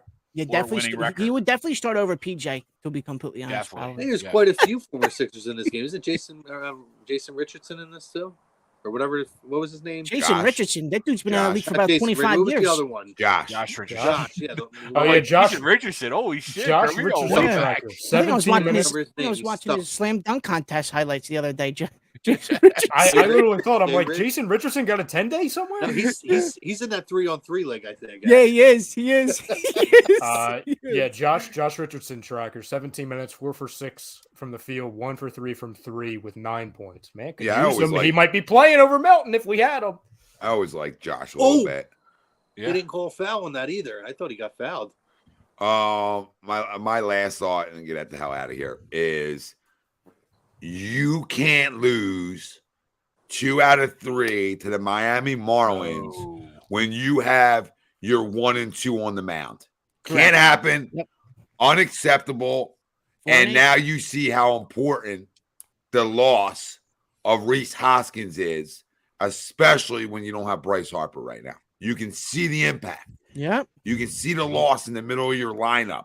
All right. Now you see it even more. So, I mean, listen, absolute terrible at bats with runners in scoring position today. yep, horrendous. I Horrendous. think it was at-bats. first and third with 1 out, couldn't score any. A couple other situations. Well, like first that. inning, you had first and third no outs. Yeah, that's what. Yeah, that was it. Yeah, no outs. Couldn't In even first score and third one. no outs, Schwarber swings at the first pitch. Castellanos swings at a ball 3 feet inside, and then JT had a bad call on him, but then JT struck out. Right? You know what I mean? Like, there's your first inning right there. Yep. I loved Stott leading off. I did like that, but yeah, you can't lose today. Not with Wheeler on the mound, especially since you lost last night. Something just freaking happened. Yeah, it was the worst inbound pass of all time. Yeah, OKC's gonna. I think they're gonna move on. Yeah, Yep. they're going on. Can't Right. lose 2 out of 3, Tom. You're absolutely right. No, can't lose 2 out of 3. Very early, I get it. But this series now becomes important going to Cincinnati. You have to figure out a way to take Sweep. 3 out of 4 now. You don't got to go sweeping, right? Oh, I mean, yeah, 3 out of 4. Excuse me. I mean, It was a 3-game series. it was a 3-game, then you got to go sweep it, right? But just get back on the horse, go play 3 out, go win 3 out of 4, and get yourself back to a respectable, record where you can continue to tread water. And Rob Thompson, I put today on him in a big way. And why I say this is when I have Christian Pache up, who's a really good bunter and handles the bat really well in that kind of situation, I always play for the tie at home. I always play for the tie at home. That goes back 100 years of baseball. Okay? So whatever that little fucking stunt was today, Rob, knock it off. He's swinging away. Like you got your leader, you got the top of your order coming up next. You got a contact guy and Bryson Stott coming up next. I just got to get that guy to third. Yep. There's my rant. Boys, great show. I fell asleep. I didn't even realize Christian Pache got it at bat. That's brutal in itself. Mhm. That he was in a meaningful at bat. No, it's terrible. Yeah, I just knew because I was following on my phone a little bit when I was at baseball, and I saw Pache up, and I saw a runner on, obviously the runner on second, and no outs. So Yeah. I'm like, oh, this is dead bunt. Dead bunt. Should be. He's bunting. No, he's swinging away. Okay, Rob, what do Rob, what are you thinking? Lightning in the bottle, babe? Knock it off, dude. Because I've watched you make a couple moves now, right, that are head scratchy. I know you can't fire the manager again, but I sure as hell can roast it. And I like Rob Thompson a lot, okay? Don't start becoming the smartest guy in the room. The Joe Girardi clone. Real quick, my parting words. All you guys, thanks for watching, by the way. And if you're not following, hit the follow and like and subscribe because there's a lot of big shit coming from A2D. And y'all need to stay on board, get your friends on board, and share this shit out to everybody. A lot of big stuff coming from the fam here. Yep, and programming alert, little ways away, but May 5th, we'll start The Preacher and the Player. Irvin Fryer, Hollis Thomas. Love that name. Yeah, it's a good one. Love that name. The Preacher and the Player, May 5th. Irvin Fryer, Hollis Thomas. They'll do all May on Fridays. And when we get into June, they're going to shift to Thursday nights. So to start out, that's what worked the best in their schedule. And that's what we're going to do. And we don't have anything on Friday anyway. So it's a great ad. They're by themselves. And stay tuned because, like Crum said, that's just the start of it. We're looking to have a full day of the former player coming to A2D over the next, the next months and further, right? So, obviously we're going to start with probably like 2, and we're going to build from there. So stay tuned. You're gonna love some of the names that could be that possible second show. All right. So some big time names. Now are these former players bare knuckle boxers? It was a great. Hold on. There you go. We can end now. It was a great promo. Everybody can spell correctly. Frank, and just like the shows, just cut out. Well, or just stutter and cut service. Off. Well. Just cut off and stutter. End the show. Please. End the freaking show before I start saying stuff.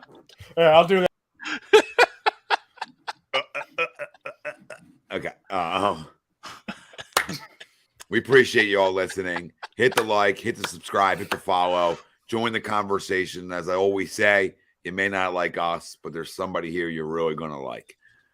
For Tom Arnone, Ralph Delvecchio, Frank Vespi, Greg Milakovic, Michael Chromiak, Ryan Brodo, we love you all. We appreciate you.